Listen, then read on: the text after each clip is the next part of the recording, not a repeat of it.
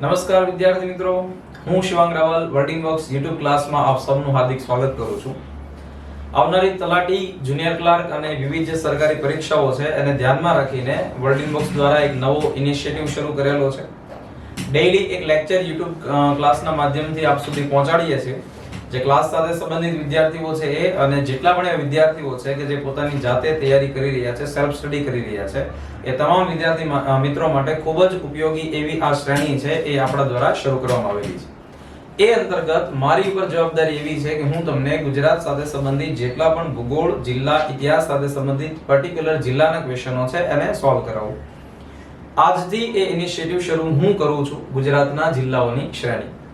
જે વિદ્યાર્થીઓની ઘણી બધી વાર ડિમાન્ડ પણ હોય છે, કારણ કે આ એક વિષય ભણીએ છીએ આપણે ગુજરાતના જિલ્લાઓ દોસ્તો, તો એની સાથે સંબંધિત ઘણા અલગ અલગ વિષયો છે આપણા કવર થતા હોય. જેમ કે સૌથી પહેલા તો ઇતિહાસ છે એ જિલ્લાનો કવર થાય, ગુજરાત ભૂગોળ છે, ગુજરાત સાંસ્કૃતિક વારસો છે અને સામાન્ય જીકે છે કવર થતું હોય છે. તો આપણે એ શ્રેણીની અંદર સૌથી પહેલા જિલ્લાને જે પસંદ કર્યો છે એ જિલ્લો છે આપણી માટે કચ્છ. ગુજરાતની જ્યારે સ્થાપના થઈ દોસ્તો, એટલે કે 1 મે 1960 ના દિવસે ગુજરાત સ્થાપના થઈ, જેને આપણે ગુજરાત ગૌરવ દિનના નામથી ઓળખતા હોઈએ છીએ. જો કે અત્યારે આ મે મહિનાની અંદર એ પોતે એક કરંટ અફેર્સનો મુદ્દો છે કે ગુજરાતની સ્થાપના થઈ એ દિવસને આપણે જે ગૌરવ દિવસ મનાવતા હોઈએ છીએ. તો આ વખતનો જે ગૌરવ દિવસ છે એની ઉજવણી પાટણ જિલ્લા ખાતે કરવામાં આવી.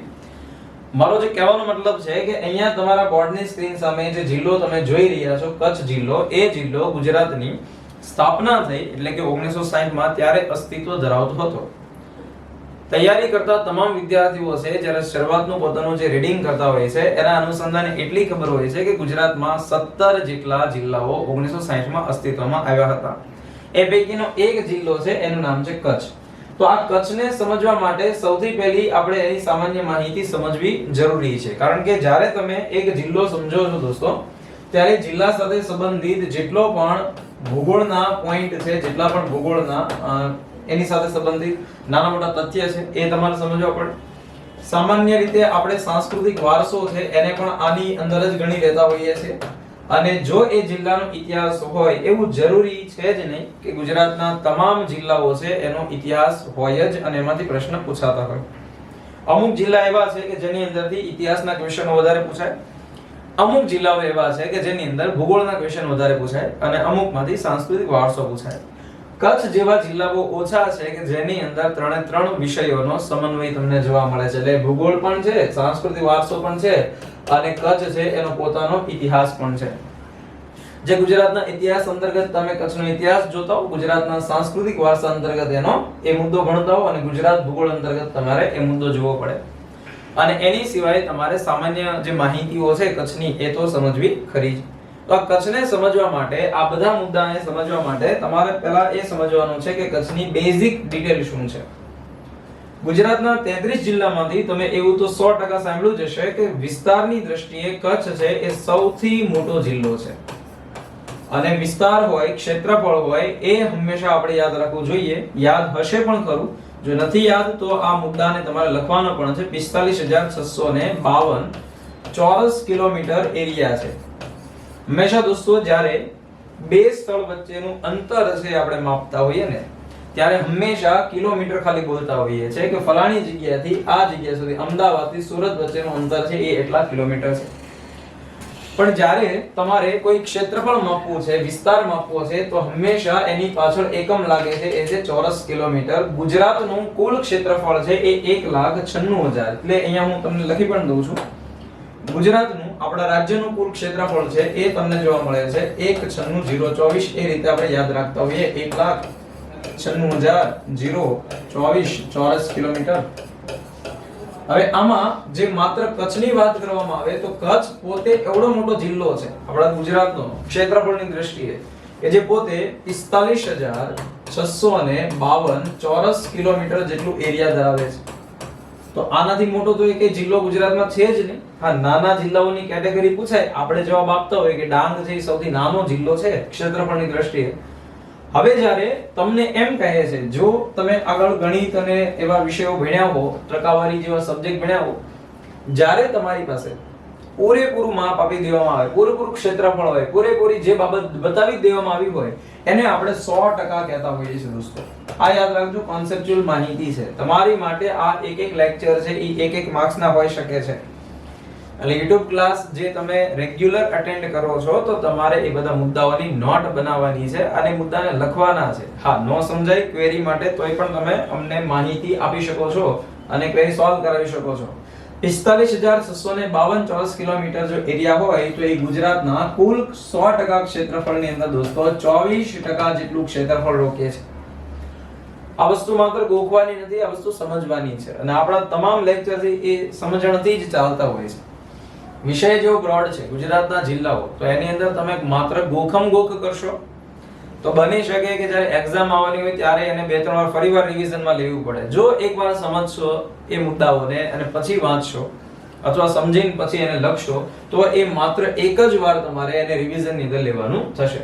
તો તમને જ્યારે પૂછાય છે કે કચ્છ છે ગુજરાતના કુલ ક્ષેત્રફળની અંદર કેટલા ટકા ક્ષેત્રફળ ભાગ છે એ પોતે ધરાવે છે, તો આપણો જવાબ છે 24% જેટલું ગુજરાતનું ક્ષેત્રફળ એકલો જિલ્લો ધરાવે છે.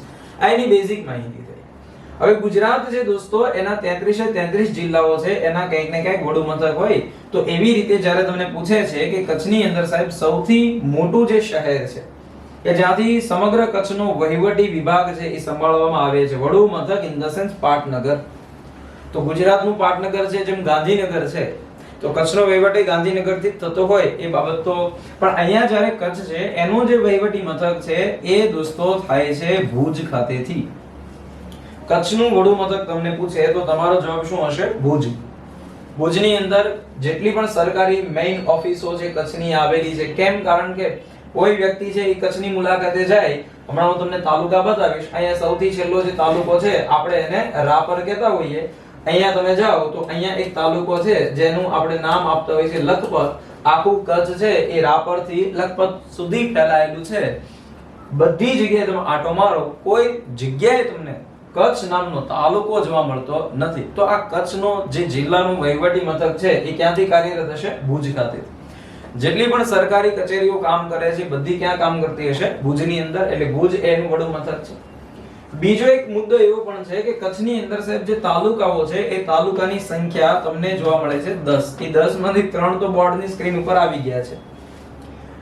જો કે મને વિશ્વાસ છે જેટલા પણ વિદ્યાર્થી સારી તૈયારી કરેલી છે, તાલુકા વાંચેલા છે, તો એ વિદ્યાર્થીઓને જ્યારે પૂછે છે કે ફલાણો તાલુકો અથવા XYZ તાલુકો છે એ કયા જિલ્લા સાથે સંબંધિત છે અથવા નથી, તો એમાં કચ્છના પૂછે તો એને આવડી જાય. હા, ગોખેલા નો હોય, કંઠસ્થ નો હોય કે તમને કહેવામાં આવે લખપત, રાપર, ભુજ, અબડાસા, નખત્રાણા, ભચાઉ, આ બધું તમે ફટાફટ બોલવા માંડો. હા, પણ એમ પૂછી નાખે કોઈ પણ સમયે કે ભાઈ ભુજ તાલુકો ક્યાંનો છે, તો તમારા વિદ્યાર્થીમાંથી કચ્છ જવાબ ટીક મારો વર્ગ છે મને લાગે છે સંપૂર્ણપણે બધો વર્ગ ભુજ છે અને કચ્છમાં ટીક મારે. બીજો એક સામાન્ય માહિતી આપણા કચ્છ જિલ્લાની એવી છે, ગમે ત્યારે પરીક્ષાની અંદર તમને વસ્તી ગીચતાના પ્રશ્ન પૂછાતા હોય. આ વસ્તી ગીચતા છે એ સામાન્યપણે માનવ વસ્તી સાથે સંબંધિત છે અને આ જે માનવ વસ્તી છે ભાઈ એની ગણતરી દર 10 વર્ષે થતી હોય છે. હવે 10 વર્ષે જો ગણતરી થતી હોય તો છેલ્લી ગણતરી આપણી જ્યારે થઈ એ વર્ષ કયું હતું? 2011 નું.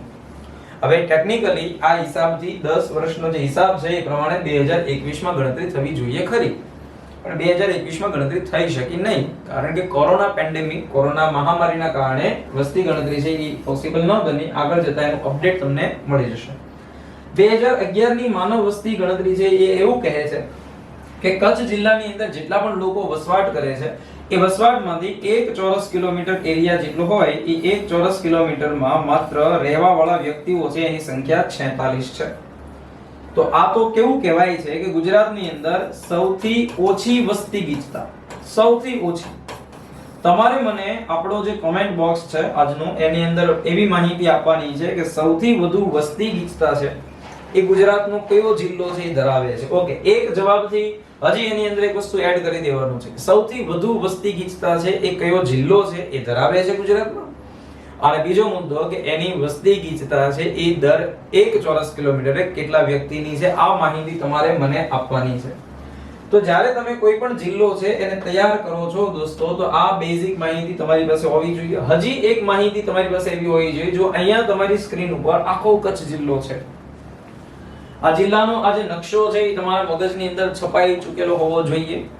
હવે એ નકશાને કઈ રીતે તમારે જોવાનો છે? જો હમણાં મેં તમને એક તાલુકાની વાત કરી હતી, ફરીવાર એ તાલુકાની વાત કરું છું. રાપર તાલુકો છે.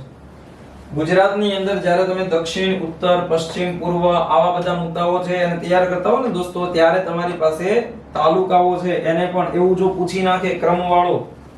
હમણાંની પરીક્ષામાં એક સ્ટેટિસ્ટિકલ આસિસ્ટન્ટની પરીક્ષા હતી હમણાં, જેટલા લોકોએ પરીક્ષા આપી હશે એને તો એક પ્રશ્ન લાઈવ જોયો હશે, અને જેટલા પણ વિદ્યાર્થી મિત્રો છે એને પરીક્ષા નથી આપી અને પેપર જોવાનો એ લોકો, ઘણા લોકો એવા હોય છે જે પેપર આપવા કદાચ ન ગયા હોય, એ ભરતીનું ફોર્મ ન ભર્યું હોય, પણ છતાં એ પેપર જોઈ લેતા હોય. એ સારી એક બાબત છે, સારો એક એટીટ્યુડ છે. પેપર જોઈ લો, એનાલિસિસ કરી લેવાનું તમારે કે કયા ટોપિકમાંથી કેવા પ્રશ્ન નીકળ્યા છે, કારણ કે ઓવરઓલ એ પરીક્ષા છે એ જીપીએસએસબી દ્વારા લેવામાં આવેલી હતી. Gujarat panchayat service selection board, જેની તૈયારી અત્યારે મોટા ભાગના ગુજરાતના જે વિદ્યાર્થીઓ છે એ કરી રહ્યા છે, કારણ કે 12 પાસ ઉપર પરીક્ષા હોય, 100 માર્ક્સનું પેપર હોય, અને એ 100 માર્ક્સની અંદર આપણને ખ્યાલ છે કે ભાઈ આ આટલા ટોપિકમાંથી પ્રશ્ન પૂછાવાના છે, તો એ તૈયારી કરવી જોઈએ જ. તો એ પરીક્ષાની અંદર એક ક્વેશ્ચન એવો હતો સ્ટેટિસ્ટિકલ આસિસ્ટન્ટમાં કે નીચે આપેલી પર્વતમાળાઓને ઉત્તરથી દક્ષિણ ક્રમમાં ગોઠવો. તો ભાઈ આવા જે ક્રમના પ્રશ્ન છે ઉત્તરથી દક્ષિણ વાળા પૂછાવા લાગ્યા છે આપણને. એટલે હું અહીંયા તમને પણ માહિતી આપી દઈશ. 10 તાલુકા જુઓ, અહીંયા તમારી નજરની સામે પહેલો એક તાલુકો છે રાપર. રાપર તાલુકો છે ભાઈ, એ આખું આ જે કચ્છ છે એ કચ્છની અંદર આ દિશા તમે જોશો તો તમારી પૂર્વ દિશા થશે કચ્છ માટે. મેં હંમેશા આપણા જે ઓફલાઈન ક્લાસ ચાલતા હોય ને એમાં દિશા ચક્ર બધાને ભણાવેલું છે, અને એ દિશા ચક્ર અંતર્ગત તમારી જે દિશા છે એને યાદ રાખવા માટે એક નાનું અમથું સૂત્ર પણ આપેલું હતું, પફુ. એટલે જ્યારે તમે લખો છો, વાંચો છો, દિશાઓ જોવો છો, ત્યારે તમને એટલી ખબર હોવી જોઈએ કે પ એટલે આ બાજુ પશ્ચિમ દિશા આવે, અને પુ એટલે કોઈ પણ રાજ્ય, જિલ્લો કે કોઈ પણ દેશ હોય, તમારે એ દેશની આ બાજુ હંમેશા પૂર્વ હોય, આ બાજુ હંમેશા પશ્ચિમ હોય. તો આ કચ્છ છે એની આ દિશા કઈ થશે? પૂર્વ થશે. રાપર છે ત્યાંથી તમારે પશ્ચિમ તરફ ચાલતું આવવાનું છે. એટલે જો રાપર થી તમે પશ્ચિમ તરફ આપો, ગાંધીધામ, આ બધા તાલુકા પોતાની અંદર ઘણા બધા જીકે ના પોઈન્ટ આપે છે દોસ્તો. ગાંધીધામ, ભચાઉ, અંજાર આ પોતે પણ એક તાલુકો છે, અને આના ક્વેશ્ચનો નીકળતા હોય છે જીકે ના, બેઝિક ક્વેશ્ચન હોય છે, આવડી જાય એવા હોય છે ઘણીવાર. મુન્દ્રા નામનો એક તાલુકો છે. માંડવી, જો કે તમારે મને એક બીજો આન્સર એ પણ દેવાનો છે કે ગુજરાતની અંદર માંડવી નામના 2 તાલુકા છે. એ 2 તાલુકામાંથી એક તાલુકો છે એ તમને જોવા મળે છે કચ્છ જિલ્લામાં, તો બીજો તાલુકો છે એ ક્યાં આવેલો છે? આ તમારો ક્વેશ્ચન છે આજનો. જેટલા લોકોએ તૈયારી કરી છે કદાચ આવડી જશે, અને બાકીના લોકો કોમેન્ટ બોક્સની અંદર જોઈ લેશો સાચો જવાબ શું આવે છે. માંડવી નામનું જો તાલુકો પૂછે તમને, બીજો જિલ્લો મેં પૂછ્યો છે, હજી તમારી માટે એક હજી બાબત છે એ તમારે સર્ચ કરવાની છે અથવા શોધવાનું છે, અથવા તમને આવડે તો તમારે મને માહિતી દેવાની છે કોમેન્ટમાં.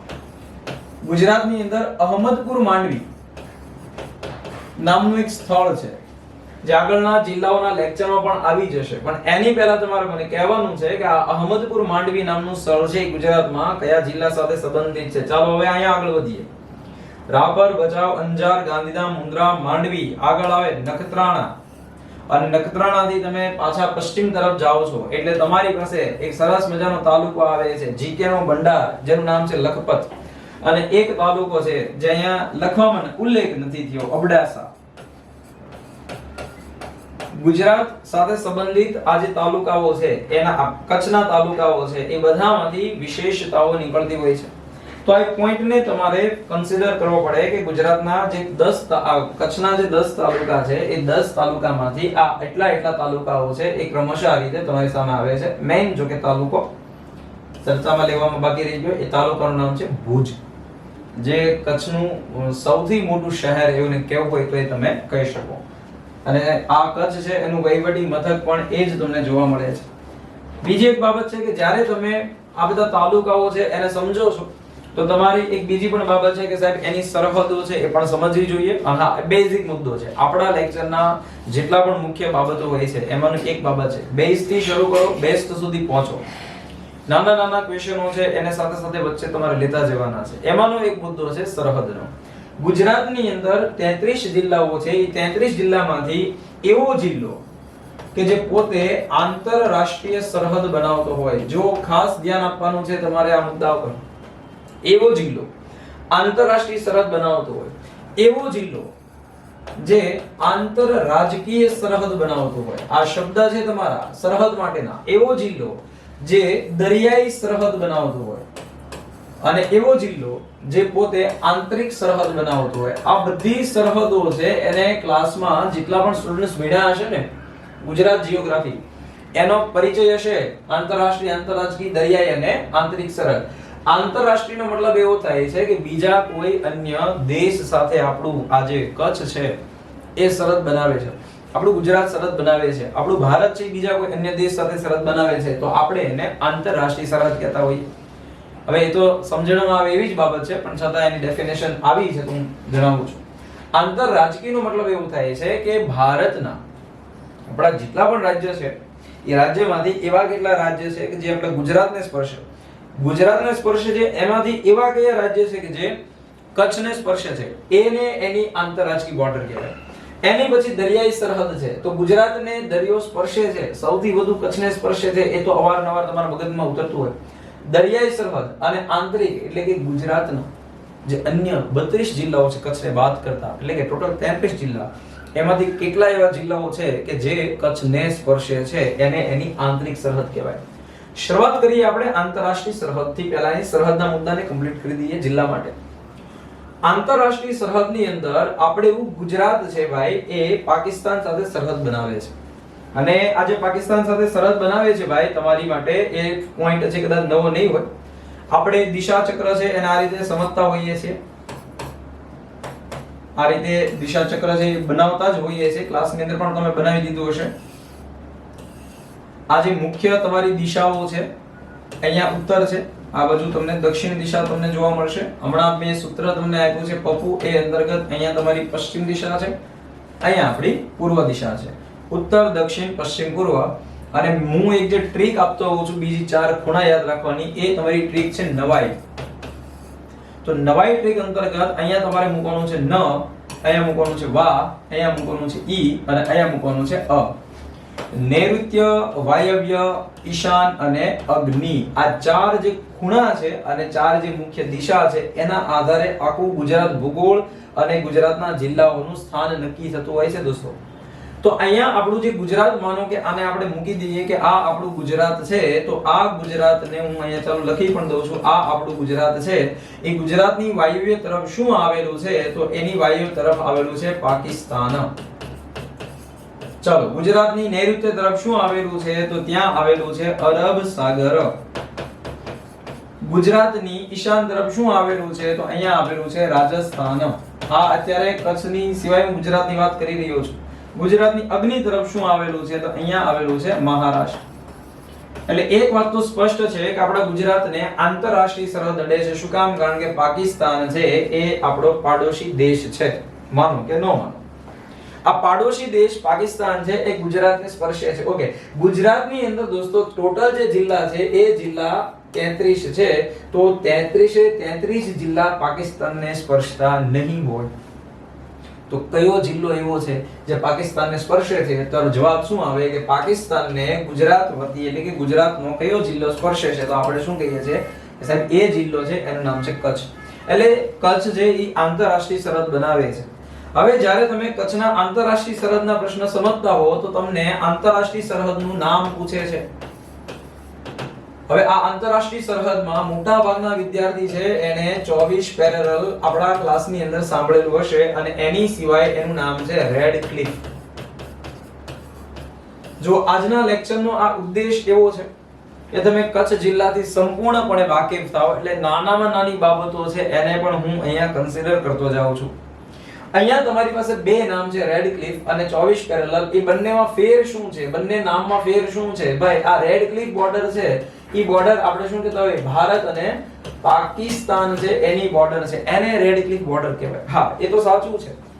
આપણી જે ભારત અને પાકિસ્તાનની બોર્ડર છે ને દોસ્તો, એ 3323 કિલોમીટરની લંબાઈ ધરાવે છે.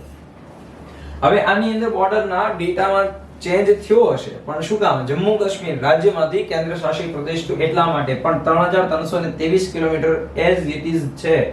ભારત પાકિસ્તાનની બોર્ડરને રેડ ક્લિફ કહેવાય તો ગુજરાત ભારતનો જ ભાગ છે, તો ગુજરાત અને પાકિસ્તાનની બોર્ડરને પણ રેડ ક્લિફ બોર્ડર કહેવાય. પણ અહીંયા 24 પેરેલલ જે નામ લખ્યું છે એ શું કામ લખ્યું છે?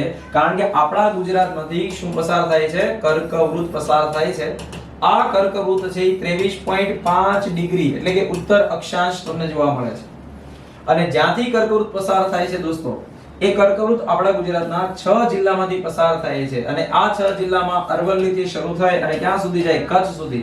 કચ્છથી ઉપર આ ભાગથી આપણી આંતરરાષ્ટ્રીય બોર્ડર છે. એટલે જો આ 23.5 હોય કર્કવૃત, તો એની ઉપરની અક્ષાંશ હોય કેટલા ડિગ્રી હોય? 24 ડિગ્રી હોય. એટલે આપણે આ બાજુ ગુજરાત છે એટલે કે કચ્છ છે, અને આ 24 ડિગ્રીથી ઉત્તર તરફ તમે જુઓ તો ત્યાં તમને જોવા મળે છે પાકિસ્તાન.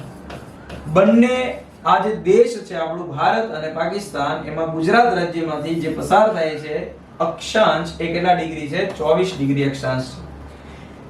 જો કે આ મુદ્દો છે એ પણ ક્લાસમાં ચલાવેલો હશે. જે બહારના વિદ્યાર્થીઓ છે, જેવા નવા વિદ્યાર્થીઓ છે જે YouTube ક્લાસના માધ્યમથી કચ્છ જિલ્લાને ભણી રહ્યા છે અથવા કચ્છને જાણી રહ્યા છે, એવા વિદ્યાર્થી માટે આ કોન્સેપ્ટ છે એ નવો ન લાગે એટલા માટે એને સમજાવી દીધો છે. તો આપણું જે કચ્છ છે એની જે બોર્ડર છે, જે અહીંયાથી શરૂ થાય છે અને અહીંથી ચાલતી આપણી બોર્ડર છે, એ બોર્ડર છે અહીંયા પાકિસ્તાન સાથે બોર્ડર બનાવતી આગળ વધતી અહીંયા સુધી ફેલાયેલી છે. આ બોર્ડર આપણી માટે બે નામથી ઓળખાય છે. એક એનું નામ છે એ છે 24 પેરેલલ, જે માત્ર ને માત્ર ગુજરાત અને પાકિસ્તાનની સરહદ છે. એમાં ભારત અને પાકિસ્તાનની બોર્ડરને 24 પેરેલલ કહેવાતું નથી. અને બીજું એ છે કે આ બોર્ડરને આપણે રેડ ક્લિફ એવા નામથી પણ ઓળખીએ તો છીએ જ. આ બે નામ તમારે યાદ રાખવાના છે. આ આપણી બોર્ડર થઈ ગઈ આંતરરાષ્ટ્રીય. બીજો મુદ્દો જે તમારા વાંચવામાં આવી ગયો હશે પણ છતાં હું તમને કહીશ અત્યારે, સામાન્ય મુદ્દો છે. આંતરરાષ્ટ્રીય બોર્ડર હોય એ સરહદનું નામ તો પૂછાય પણ સાથે સાથે અંતર પૂછવામાં આવે દોસ્તો તમને. તો અહીંયા તમને જો એવું પૂછે છે કે ભારત અને પાકિસ્તાનની એટલે ગુજરાત અને પાકિસ્તાનની, કચ્છ અને પાકિસ્તાનની જે બોર્ડર છે એ બોર્ડરનું ટોટલ અંતર અમને જણાવવામાં આવે તો આ અંતર છે 512 કિલોમીટરનું, જે પરીક્ષામાં પૂછાય છે, રિપીટ થાય છે અને આપણે એનો જવાબ દેવો જોઈએ. ચાલો એનાથી વિશેષ બાબતની ચર્ચાઓ કરીએ કે સાહેબ અહીંયા આંતરરાજકીય સરહદ એવું પણ તમે કંઈક બોલેલા.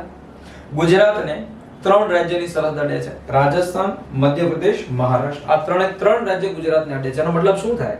ગુજરાતને અડે છે એનો મતલબ થાય ગુજરાતના જિલ્લાઓને સ્પર્શે. કારણ કે ગુજરાત તો ભાઈ જિલ્લાઓથી જ બનેલું છે. ગુજરાતને સ્પર્શે છે એનો મતલબ ગુજરાતના જિલ્લાઓને સ્પર્શે છે. તો ગુજરાતના એવા જિલ્લાઓ કે જેને રાજસ્થાન અડતું હોય એવા જિલ્લાઓની સંખ્યા 6 જિલ્લાઓ છે. રાજસ્થાનને, ફરીવાર રિપીટ કરું છું, પાડોશી રાજ્ય રાજસ્થાનને આપણા ગુજરાતના કેટલા જિલ્લા સ્પર્શે છે? એનો જવાબ આવે 6 જિલ્લા. એ 6 જિલ્લામાં એક જિલ્લો એવો છે જેનું નામ છે આપણું અત્યારનું જે જિલ્લાનું આપણું કેન્દ્ર છે કચ્છ. એ કચ્છ જે રાજસ્થાનને અડે છે એટલે એને આપણે આંતરરાજકીય સરહદ કહેતા હોય. એ પણ સાચું. ચાલો હવે એનાથી આગળ કે આપણા ગુજરાતના પોતાના આંતરિક જિલ્લાઓ, ગુજરાતના 33 માંથી કેટલા જિલ્લાઓ સ્પર્શે છે? જો આને ધ્યાન આપીને, બનાસકાંઠા આ એક જિલ્લો છે. એક બીજો જિલ્લો છે જેનું નામ છે પાટણ. આ બે જિલ્લાઓ એવા છે કે જે તળ ગુજરાત સાથે સંબંધિત છે. તળ ગુજરાતમાં પણ ઉત્તર ગુજરાત સાથે સંબંધિત છે. જેવા તમે દક્ષિણ તરફ આવો, એક જિલ્લો આવે જેનું નામ છે સુરેન્દ્રનગર. દોસ્તો સુરેન્દ્રનગર જિલ્લો એ પાછો સૌરાષ્ટ્ર સાથે સંબંધિત છે. અને એક જિલ્લો જે અહીંયા આપણો લાઈનની આગળ આવી ગયો, આ જિલ્લો જેનું નામ છે મોરબી. તો તમારી પાસે બનાસકાંઠા, પાટણ, સુરેન્દ્રનગર ને મોરબી આ બે જિલ્લા તળ ગુજરાતના બે જિલ્લા છે એ સૌરાષ્ટ્રના કચ્છની સાથે સરહદ બનાવે છે. તો આ એની જે બેઝિક વિગત થઈ દોસ્તો કે જે પોતે સરહદ સાથે સંબંધિત છે. કચ્છનું સ્થાન, કચ્છની સરહદો અને કચ્છનો જે વિસ્તાર છે એમાંથી ક્વેશ્ચન પૂછાય તો હવે તમને આવડતા હોવા જોઈએ. હવે મુદ્દો છે કે સાહેબ ચાલો આ એવડો મોટો જે જિલ્લો છે કચ્છ, આ કચ્છની વિશેષતાઓ શું છે? તો કચ્છની ઘણી બધી એવી ખાસિયતો છે જેના કારણે કચ્છ છે એ આખા ભારતમાં નહીં વિશ્વ લેવલે ફેમસ થયો છે. સૌથી પહેલી વિશેષતા એ છે કે આપણું જે કચ્છ છે ભાઈ એમાં સફેદ રણ આવેલું છે. આ કચ્છની વિશેષતા છે. ભારતની અંદર, સમગ્ર ભારતના 28 રાજ્યની અંદર, અને એ 28 રાજ્યમાં તમે તમારે જોવું હોય તો જોઈ શકો છો, રૂબરૂ જન જોવું હોય તો જોઈ શકો છો, ઇન્ટરનેટનો પણ માધ્યમથી જોઈ શકો છો. 28 રાજ્યમાંથી એક રાજ્ય એવું છે કે જેને દરિયો સ્પર્શતો હોય અને રણ આવેલું હોય. એમાં કે દરિયો અને રણ આ બંને એક જ રાજ્ય સાથે સંબંધિત હોય એવું રાજ્ય ગુજરાત છે. તમને એવું થાય કે સાહેબ રણ તો રાજસ્થાનમાં છે, પણ ભાઈ રાજસ્થાનને દરિયો સ્પર્શતો નથી ને, આ એક મુખ્ય બાબત. ઓકે, તમને એમ થાય કેરળને દરિયો અડે છે, કેરળને એની અંદર રણ તો આવેલું નથી. હું વાત કરું છું માટીનું રણ. અહીંયા તમારી પાસે જે માટી અને ક્ષારનું રણ આવેલું છે, જે સફેદ રણના નામથી ઓળખાય છે, એ રણ અને દરિયો એ કચ્છની એક ઓળખ છે. એને બંને વસ્તુ સાથે સંબંધિત વિશેષ જે બાબતો છે એ આપણે જોતા હોઈએ છીએ. ગુજરાતનો એવો એકમાત્ર જિલ્લો, આ પણ ખાસ તમારે સમજવાનું, અને લખવું હોય તો લખી પણ શકો છો. ગુજરાતનો એકમાત્ર એવો જિલ્લો આંતરરાષ્ટ્રીય સરહદ, આંતરરાજકીય સરહદ અને દરિયાઈ સરહદ બનાવતો હોય. તમારે મને કોમેન્ટ બોક્સમાં હજી એક જવાબ દેવાનો છે. જેટલા પ્રશ્ન હું કહું છું એ બધાના જવાબ તમારે આપવાના છે. ગુજરાતની અંદર એવો કયો જિલ્લો છે કે જે ગુજરાતનો એવો જિલ્લો કે જે પોતે આંતર રાજકીય સરહદ બનાવતો હોય અને દરિયાઈ સરહદ બનાવતો હોય એવા જિલ્લો એક હોય તો એક, બે હોય તો બે, એનાથી વધારે હોય તો એનાથી વધારે, જેટલા એવા જિલ્લાઓ છે કે જેને બીજા કોઈ રાજ્ય અડતા હોય અને આપણા ગુજરાતનો દરિયો સ્પર્શ હોય, આવા જિલ્લાઓ છે એને તમારે મને કોમેન્ટ બોક્સની અંદર માહિતી આપવાની છે. જોઈએ કેટલા વિદ્યાર્થી મિત્રો આનો સાચો જવાબ આપે છે. આનો જવાબ હું આપી દઈશ તમને કોમેન્ટ બોક્સની અંદર. હવે દોસ્તો સમજવાનો પ્રયત્ન કરીએ, પશ્ચિમથી લઈ અને પૂર્વ સુધી ચાલતા આવીએ કચ્છની અંદર. હવે આપણે જિલ્લાની અંદર જઈએ. જિલ્લો એક ક્ષણો બનતો હોય છે તો મેં તમને કીધું ને ત્રણ વિષયનો સમન્વય હોય છે: ઇતિહાસનો, ભૂગોળનો અને વારસાનો. આ ત્રણમાંથી શું શું નીકળી શકે છે એને આપણે પશ્ચિમથી પૂર્વ ચાલતા જઈએ. સૌથી પહેલો મુદ્દો છે તમારી બોર્ડની સ્ક્રીન સામે, સાહેબ કચ્છની અંદર એક એવી બાબત છે, એક એવી જગ્યા આવેલી છે જેને આપણે શેર ક્રીક કહેતા હોઈએ. આ સમગ્ર કચ્છનો આ જે છેડો છે દોસ્તો, એ છેડાને આપણે કહેતા હોઈએ છીએ પશ્ચિમ છેડો. આવનારી પરીક્ષામાં તમને ગમે ત્યારે એવો પ્રશ્ન પૂછાય છે કે સમગ્ર ગુજરાતનો, જો હું અત્યારે કચ્છમાંથી ગુજરાતમાં ડાયવર્ટ થયો છું, સમગ્ર ગુજરાતનો સૌથી પશ્ચિમ તરફ આવેલો છેડો જણાવો, તો એ સમયે કચ્છનો કયો ભાગ આવશે? શેર ક્રીક આવશે. સમગ્ર ગુજરાતની વાત કરું છું. ઓકે, હું તમને કેવું હોય તો કહી શકું કે જે ભારત છે એ ભારતનો સૌથી પશ્ચિમનો છેડો અને ગુજરાતનો સૌથી પશ્ચિમનો છેડો, આ બંને એક કે અલગ અલગ? તો બંને એક. ભારતનો પશ્ચિમનો છેડો એ જ ગુજરાતનો પશ્ચિમનો છેડો. શું કામ? કારણ કે ભારત છે એનું સૌથી પશ્ચિમે આવેલું રાજ્ય જ કયું છે? ગુજરાત છે. અને એ પશ્ચિમનો છેડો છે એ કોનો છે? કચ્છનો છે. અને એ કચ્છની અંદર આવેલો ભાગ છે જેનું નામ છે શેર ક્રીક. શેર ક્રીક આવે એટલે આપણા મગજમાં એક કરતા વધારે પ્રશ્ન આવી જતા હોય છે. શું કામ? પહેલો મુદ્દો આપણે સમજવાનું શરૂ કરીએ. સાહેબ અહીંયા જે શેર ક્રીક છે જે સૌથી પશ્ચિમમાં આવેલું છે એનું પ્રાચીન નામ, ત્યાંના લોકો છે, સ્થાનિક લોકો શેર ક્રીકને કયા નામથી ઓળખે છે? જવાબ આવે બાણગંગા. આ પહેલો પોઈન્ટ આઈએમપી તમારી માટે. શેર ક્રીકને જો કે બીએસએફ ના જવાનો છે એ હરામી નાળાના નામથી ઓળખે છે, બોર્ડર સિક્યુરિટી ફોર્સ. શું કામ એવું? કારણ કે આ શેર ક્રીક છે એ ભારત અને પાકિસ્તાન વચ્ચે સૌથી લાંબો ગાળા સુધી ચાલતો, ઘણા વર્ષોથી ચાલતો એક વિવાદિત પોઈન્ટ છે. તો આ વિવાદિત મુદ્દો છે. હવે આ વિવાદિત સ્થળ તમને ગુજરાતમાં જો આવું મળતું હોય તો પેપરની અંદર કદાચ પૂછાઈ શકે. જો કે એની સિવાય એવા અમુક પોઈન્ટ હતા જે અમુક યુદ્ધ સમયે છે, પણ આ જગ્યાએ જે બાણગંગા અથવા શેર ક્રીક છે એની ઉપર પાકિસ્તાન પોતે હક બનાવે છે અને ગુજરાત એટલે ભારત સરકાર છે એવું કહે છે કે અમારો જ ભાગ છે, તો હક જતાવવાની કઈ વાત જ નથી, અમારો જ વિસ્તાર છે. શેર ક્રીક જે બાણગંગા નામથી ઓળખાય છે એ ભાગ તમને પરીક્ષામાં આ પોઈન્ટ ઓફ વ્યૂથી પૂછે છે. ભારત પાકિસ્તાન વચ્ચેનું સૌથી જૂનું વિવાદિત સ્થળ છે. તો આ મુદ્દો તમને ખ્યાલમાં આવ્યો હશે. ઓકે, એની પછી આગળ જુઓ કે આ શેર ક્રીક સિવાય જેવા તમે એ કચ્છની અંદર પૂર્વ તરફ આગળ વધો છો એટલે તમારી પાસે એક બાબત એ પણ કે આ શેર ક્રીક છે એ લખપત તાલુકા સાથે સંબંધિત છે. ઘણીવાર આખો ડેટા તૈયાર કરતા હોઈએ અને એમ પૂછાઈ જાય કે આ શેર ક્રીક છે એ કોની સાથે સંબંધિત છે, એટલે તાલુકા કયા સાથે સંબંધિત છે? તો લખપત સાથે સંબંધિત છે. શેર ક્રીક ભણ્યા બાદ દોસ્તો હવે આપણે જોઈએ કે શેર ક્રીક ની પશ્ચિમ તરફ આવતા એક નાળ આવેલી છે. નાળને આપણે કોરી નાળ અથવા કોરી ક્રીકના નામથી ઓળખીએ છીએ. પરીક્ષાના પોઈન્ટ ઓફ વ્યૂ થી આ બંને ક્રીક, શેર ક્રીક અને કોરી ક્રીક છે એ આઈએમપી છે. ભૂગોળના દ્રષ્ટિકોણથી પણ આઈએમપી છે, કારણ કે જે તે સમયે આપણા આ કચ્છના વિસ્તારની અંદર આવી અને એક નદી છે એ અરબ સાગરને મળતી એ નદી છે એનું નામ છે સિંધુ નદી. હવે આ જે સિંધુ નદી અરબ સાગરને જે સ્થળે આવીને મળતી એ સ્થળ આપણી માટે પરીક્ષાની દ્રષ્ટિએ કોરી ક્રીકના નામથી ઓળખાય છે. એટલે જ્યારે તમારા પેપરની અંદર એવો શબ્દ આવે છે કોરી ક્રીક અથવા કોરી નાળ, ત્યારે તમારે ઓપ્શનમાં એવો મુદ્દો છે જોવાનો, લુપ્ત સિંધુનું પૂર્વ મુખ, એટલે કે એવી નદી કે જે હવે લુપ્ત થઈ ગઈ છે એનું પહેલાનું મુખ, પૂર્વ એટલે પહેલાનું મુખ છે એ આપણને અહીંયા જોવા મળે છે, જેને આપણે કહેતા હોઈએ છીએ કોરી ક્રીક. અને આ કોરી ક્રીક પાસે એક જે તે સમયે બંદર હતું દોસ્તો. આ પ્રશ્ન જે અગાઉની પરીક્ષામાં પૂછાયેલો છે એટલે યાદ રાખવાનું છે તમારે. કોરી ક્રીક ઉપર આવેલું એક બંદર છે જેનું નામ છે સિંધરી બંદર, જે હતું. જો કે આ સિંધરી બંદર છે એ એક એવા ધરતીકંપના કારણે કચ્છની અંદર ભયંકર જે બે ધરતીકંપો આવેલા છે, જેના પ્રશ્ન પણ પરીક્ષામાં આપણને પૂછાતા હોય છે. એ ધરતીકંપ 1819 ના એ ધરતીકંપની અંદર એક બંદર છે એ સંપૂર્ણ નાશ પામે છે, અને એ બંદર નાશ પામે છે એનું નામ છે સિંધરી બંદર. 1819 ના ભૂકંપ દરમિયાન નાશ પામેલું કોરી ક્રીક ઉપર આવેલું બંદર છે એનું નામ છે સિંધરી બંદર. ત્યાંથી તમે પશ્ચિમથી પૂર્વ તરફ આગળ આવો છો એટલે તમારી પાસે એક એવું સરોવર આવે છે. આ સરોવરને આપણે ઓળખતા હોઈએ છીએ નારાયણ સરોવર. ગુજરાતની અંદર આવેલું આ જે નારાયણ સરોવર છે ભાઈ, જે કચ્છની અંદર નારાયણ સરોવર, બે બાબતો માટે પૂછાય છે. સૌથી પહેલું, નારાયણ સરોવર તમને પૂછાય છે કયા તાલુકા સાથે સંબંધિત છે. હજી તાલુકો આપણો ચેન્જ થયો જ નથી, એ લખપત તાલુકો જ છે.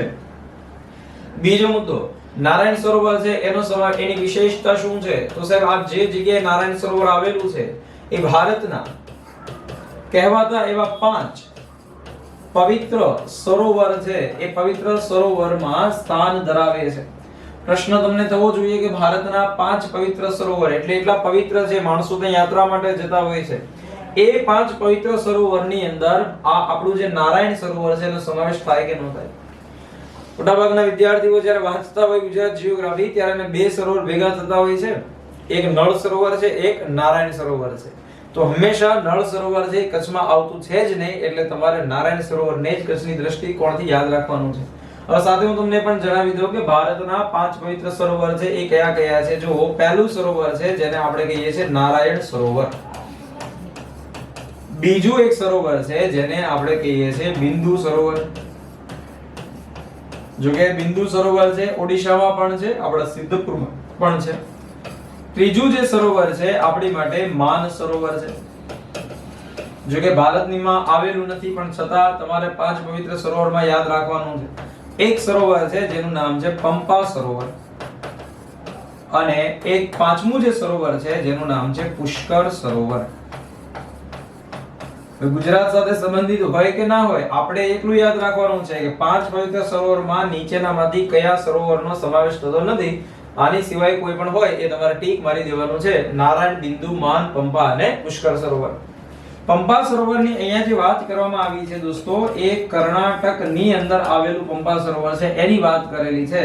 પણ તમારા નોલેજ માટે એટલે કે આગામી પરીક્ષાની અંદર વારસા અંતર્ગત જો પ્રશ્ન પૂછાય છે તો પંપા સરોવર છે એ ગુજરાતની અંદર ડાંગ જિલ્લામાં પણ આવેલું છે. રામાયણ કાળ દરમિયાન આપણે ડાંગ છે જેને દંડકારણ્ય કહેતા હોઈએ છીએ, ને એ જ વિસ્તારની અંદર શબરીબાઈ છે એ પોતે ભગવાનની રાહ જુએ છે, બોર ચાખે છે, ચાખીને ભેગા કરે છે ભગવાન રામ માટે. આવી જે ભક્તિ થયેલી છે શબરીબાઈ દ્વારા, એ કયા સરોવરના કાંઠે? એ પંપા સરોવરના કાંઠે થઈ દોસ્તો. અને એ પંપા સરોવર છે એ કઈ જગ્યાએ તમને જોવા મળશે? ડાંગ જિલ્લામાં જોવા મળે છે. તો આ તમારા પવિત્ર સરોવર છે એની મેં ચર્ચા કરી. ઓકે, ચાલો હવે બીજી એક બાબત કે સાહેબ આ લખપતની અંદર આવેલું નારાયણ સરોવર છે, એ નારાયણ સરોવર પાસે કયું પ્રસિદ્ધ મંદિર આવેલું છે? તો એ મંદિર છે એક કરીને હું લખું છું એટલે પોઈન્ટ વાઇઝ. એક મંદિર જે તમારી માટે એમપી, એનું નામ છે કોટેશ્વર. ગુજરાતની અંદર કોટેશ્વર ધામ, કોટેશ્વર મહાદેવ, કોટેશ્વર મંદિર કઈ જગ્યાએ આવેલું છે? નારાયણ સરોવર. જો ન્યા હોય તો બાય ડિફોલ્ટ કયા તાલુકામાં થાય? લખપત તાલુકાની અંદર. જો કે આ કોટેશ્વર જે નારાયણ સરોવર છે એ બે સંપ્રદાય સાથે સંબંધિત છે. શૈવ ધર્મ અને વૈષ્ણવ સંપ્રદાય બંને ધર્મ સાથે સંબંધિત પવિત્ર મંદિર છે એ તમને નારાયણ સરોવર ખાતે જોવા મળે છે. અને ગુજરાતની અંદર જેટલા પણ અભયારણ્યો છે ભાઈ, એ અભયારણ્યમાંનું એક અભયારણ્ય કચ્છની અંદર, તે કચ્છના તો જેટલા અભયારણ્ય છે એને આપણે ચર્ચામાં લઈએ. એક અભયારણ્ય એવું જેનું નામ છે ચિંકારા નારાયણ સરોવર અભયારણ્ય. નારાયણ સરોવર ચિંકારા અભયારણ્ય. ગુજરાતના આ અભયારણ્યમાં સમાવેશ થતું હોય એવું કચ્છનું આઈએમપી છે, કારણ કે નારાયણ સરોવર પાસે જે વન્યજીવ છે એ તમને ચિંકારા જોવા મળે છે. ચાલો એનાથી આગળ વધીએ. સૌથી પહેલું તમે જોયું સિર ક્રીક, એની પછી તમે જોયું કોરી ક્રીક, એનાથી તમે આગળ જોયું નારાયણ સરોવર, કોટેશ્વર. હવે એ જ લાઈનમાં તમે આગળ વધતા જીકે ના મુદ્દા જોતા આવો છો દોસ્તો, તો આ દરિયાની નજીકનો જે ભાગ છે ત્યાં તમને એક સ્થળ જોવા મળે છે. એ સ્થળને આપણે કહેતા હોઈએ છીએ સુથરી ગામ. ગુજરાતની અંદર એવી બે સ્થળો, એવા બે જગ્યાઓ છે. જો અહીંયા પણ નકશાની અંદર તમે જુઓ, આ જગ્યાએ સિર ક્રીક આવેલું છે કચ્છની અંદર. એનાથી આગળ આ આખી નાળ છે, એને આપણે કહેતા હોઈએ છીએ કોરી નાળ. અહીંયા આવેલું પોઈન્ટ છે એને આપણે કહેતા હોઈએ છીએ કોટેશ્વર. અને કોટેશ્વર થી આગળ તમે જાઓ, આ પોઈન્ટ ઉપર એક સ્થળ આવેલું છે, એ સ્થળનું નામ છે જખો. પેપરની અંદર તમને જખોની માહિતી છે એ પૂછવામાં આવે છે. જ્યારે પરીક્ષા તમે આપો છો ત્યારે અહીંયા આવેલું જે જખો છે એ 1 માર્ક્સ નો છે. જખોથી આગળ તમે જાઓ છો, અહીંયા એક સ્થળ આવેલું છે જેનું નામ છે સુથરી. જખો અને સુથરી બંને દરિયા કિનારા પર આવેલા હોય એવા સ્થળો છે. ચાલો આ બંને સ્થળોમાંથી કયું સ્થળ છે જૈન ધર્મ સાથે સંબંધિત છે? આવો પ્રશ્ન પૂછે. બંને સ્થળો જૈન ધર્મ સાથે સંબંધિત છે, એની પણ આપણે ચર્ચા કરીએ. ગુજરાતની અંદર એવા અમુક સ્થળો છે જેને આપણે, કચ્છની અંદર એવા સ્થળો છે જેને આપણે કહેતા હોઈએ છીએ જૈન પંચતીર્થી સ્થળો. એટલે કે એવા સ્થળો કે જે પોતે કચ્છની અંદર આવેલા છે, આસપાસના નાના મોટા ગામ છે એ બધા જૈન ધર્મ સાથે સંબંધિત હોય એવા. જૈન પંચતીર્થી સાથે સંબંધિત સ્થળોમાં સૌથી પહેલું જે સ્થળ આવે છે દરિયા કિનારાનું, એનું નામ છે જખો અથવા જખાવ. બીજું એક નામ છે એને આપણે કહેતા હોઈએ છીએ તેરા. ત્રીજું એક નામ છે કોઠારા. એક નામ છે નલિયા અને એક નામ છે એ છે સુથરી. તો અહીંયા તમારી પાસે આ જે નામ થઈ ગયા દોસ્તો, જખો, તેરા, કોઠારા, નલિયા અને સુથરી, ફરીવાર તમારે એને રિપીટ કરવાનું છે. અત્યારે મનમાં જો તમે આ લેક્ચરને લખી રહ્યા છો તો એની પહેલા જૈન પંચતીર્થી તરીકે ઓળખાતા જે 5 ગામ છે, જખો, તેરા, કોઠારા, નલિયા અને સુથરી, આ 5 જે ગામ છે ને એ બધા ગામની અંદર જૈન ધર્મ ડેવલપ થયો છે. આ બંને ગામ જે હમણાં આપણે ચર્ચા કરી હતી, એ જખો અને સુથરી બંને કચ્છની અંદર આવેલા છે. હમણાંની એક છેલ્લી જે એટીડીઓ ની પરીક્ષા ગઈ એની અંદર એવો પ્રશ્ન હતો કે તેરાનો કિલ્લો, તેરા ફોર્ટ એ કયા જિલ્લા સાથે સંબંધિત છે? તો જો આ ગામ જૈન પંચતીર્થીમાં જ, આમાં જેટલા પણ લોકો એ ખૂબ સારી રીતે આ પંચતીર્થી સ્થળો વાંચી લીધા હોય કે સાહેબે એવું કીધું છે કચ્છની અંદર તેરા નામનું એક સ્થળ છે, તો એ તેરાનો કિલ્લો પણ ક્યાં હોય? કચ્છની અંદર જ હોય દોસ્તો. અમુક ક્વેશ્ચનો છે આ રીતે સોલ્વ થઈ જતા હોય છે. એની માટે બીજી કોઈ મહેનત છે એક્સ્ટ્રા ન કરવી પડે તમારે. જેવા તમે આ પોઈન્ટ પર આવો છો, આ પોઈન્ટને આપણે સુથરી કહેતા હોઈએ છીએ દોસ્તો. આ સુથરી નામનું જે ગામ છે એ સુથરી ગામ ફેમસ એટલા માટે થયેલું છે કે ગુજરાતની અંદર સુથરી ખાતે જૈન ધર્મનું એટલું ડેવલપમેન્ટ છે, આસપાસનો વિસ્તાર, અને જેટલા પણ હું 5 સ્થળ તમને કહી રહ્યો છું બધા એકબીજાની નજીક આવેલા છે. જખો, તેરા, કોઠારા, નલિયા, આ બધા સ્થળો છે એકબીજામાં આવેલા છે. તમને એવો પ્રશ્ન પૂછી નાખે કે નીચેનામાંથી કયું સ્થળ છે એ જૈન પંચતીર્થીના સ્થળના નામથી નથી ઓળખાતું, તો આની સિવાય જો મેં કયા ઓપ્શનની અંદર માંડવી, મુન્દ્રા, ગાંધીધામ, કોટેશ્વર, જે કોઈ માતાનો મઢ, આ કોઈનો આપણે ઉલ્લેખ અત્યારે કર્યો નથી. બીજી એક એવી દુર્ઘટના છે દોસ્તો કે જે સુથરી સાથે સંબંધિત છે, જેને પરીક્ષાની અંદર ઘણીવાર કન્સિડર પેપરના જે પેપર કાઢવાવાળા વ્યક્તિઓ છે એ કરી નાખતા હોય છે. સુથરી ખાતે આપણા ગુજરાતના એક મુખ્યમંત્રી છે જેમનું નામ હતું બળવંતરાય મહેતા. ગુજરાતની રાજનીતિમાં જેટલા પણ મુખ્યમંત્રી થયા અત્યાર સુધીમાં ભૂપેન્દ્રભાઈ પટેલ સાથે 17 જેટલા મુખ્યમંત્રી ગુજરાતને મળ્યા. એમાંથી એક દુર્ઘટના છે એ બળવંતરાય મહેતા સાથે એવી થયેલી જ્યારે ભારત અને પાકિસ્તાનનું યુદ્ધ શરૂ હતું. આ ભારત પાકિસ્તાન યુદ્ધ સમયે અત્યારે હું જે વાત કરી રહ્યો છું એ છે 1965 નું યુદ્ધ. 1965 માં ભારત અને પાકિસ્તાનના યુદ્ધ સમયે બળવંતરાય મહેતા છે એ પોતે આ બોર્ડર છે કચ્છની અને આપણા ગુજરાતની, આ ગુજરાત અને કચ્છ અને પાકિસ્તાનની એ જે બોર્ડર છે એ જોવા માટે, એ યુદ્ધનું સ્થળ છે એ જોવા માટે નિરીક્ષણ માટે ત્યાં જાય છે. એ સમય દરમિયાન એનું જે હેલિકોપ્ટર છે એ પાકિસ્તાનના રડાર ક્ષેત્રમાં આવી જવાથી એની પર જે હુમલો કરવામાં આવે છે એ અંતર્ગત એનું જે હેલિકોપ્ટર છે બચતું કચ્છની અંદર સુથરી ગામ છે દરિયા કિનારે આવે ત્યાં આવે છે અને ત્યાં એ હેલિકોપ્ટર છે એ થઈ જાય છે ક્રેશ અને એમાં બળવંતરાય મહેતા છે એનું નિધન થઈ જાય છે. આવી એક દુર્ઘટના છે એ સુથરી ગામ ખાતે થઈ રહી છે. તો હવે પ્રશ્ન એવો છે કે આ જે આખી દુર્ઘટના થઈ એ દુર્ઘટનાને કયા નામથી ઓળખવામાં આવે છે? એને કહેવાય છે બીચ ક્રાફ્ટ ઘટના. અમુક વિદ્યાર્થી મિત્રોએ આ જે આખી ઘટના મેં કીધી એ ઘટના વાંચી હોય, સમજી હોય, એક ભણ્યા હોય, પણ એ ઘટનાને બીચ ક્રાફ્ટ ઘટના કહેવાય છે એ તમારે યાદ રાખવાનું છે. પેપરમાં પૂછી નાખે બીચ ક્રાફ્ટ ઘટના કોની સાથે સંબંધિત છે તો એમાંથી આ મુદ્દો તમારે શોધવાનો છે. જે જગ્યાએ સુથરી નામનું બંદર આવેલું છે કચ્છની અંદર, એ સુથરી પાસે એક નદી આવીને દરિયાને મળે છે.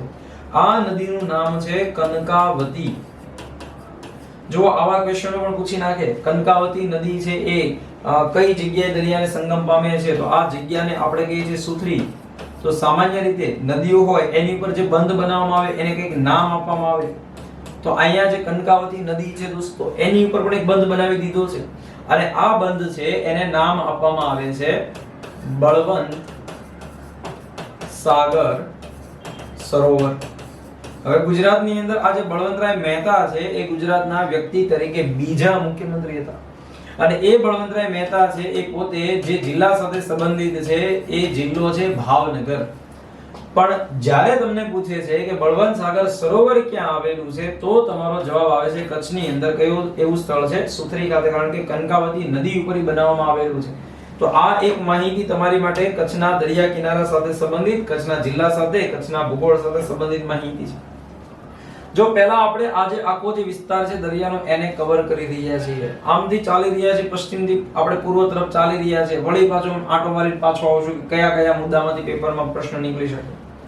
જેવા તમે સુથરીથી આગળ આવો છો, કનકાવતી નદીથી આગળ આવો છો એટલે આપણી પાસે એક તાલુકો આવે છે. આ તાલુકાનું નામ છે માંડવી. માંડવી નામનો જે તાલુકો છે દોસ્તો ગુજરાતની અંદર એટલો ફેમસ છે કારણ કે આ માંડવી ખાતે જે બીચ આવેલી છે, દરિયાઈ બીચ. પેલો મુદ્દો તો એવો છે કે કચ્છને દરિયો સ્પર્શે છે તો 100% સ્પર્શે છે. કચ્છનો જે દરિયો છે એ 406 કિલોમીટર જેટલી લંબાઈ ધરાવે છે. હવે જો 406 કિલોમીટર જેટલી લંબાઈ ધરાવતો હોય તો આ 406 કિલોમીટરની અંદર ઘણી બધી ખાસિયતો હોય, ઘણી બધી વિશેષતાઓ હોય. એ વિશેષતાઓમાંની એક વિશેષતા એ છે કે એમાં ઘણી બીચો પણ આવેલી છે, અરવા ફરવા માટેનું પર્યટન સ્થળ.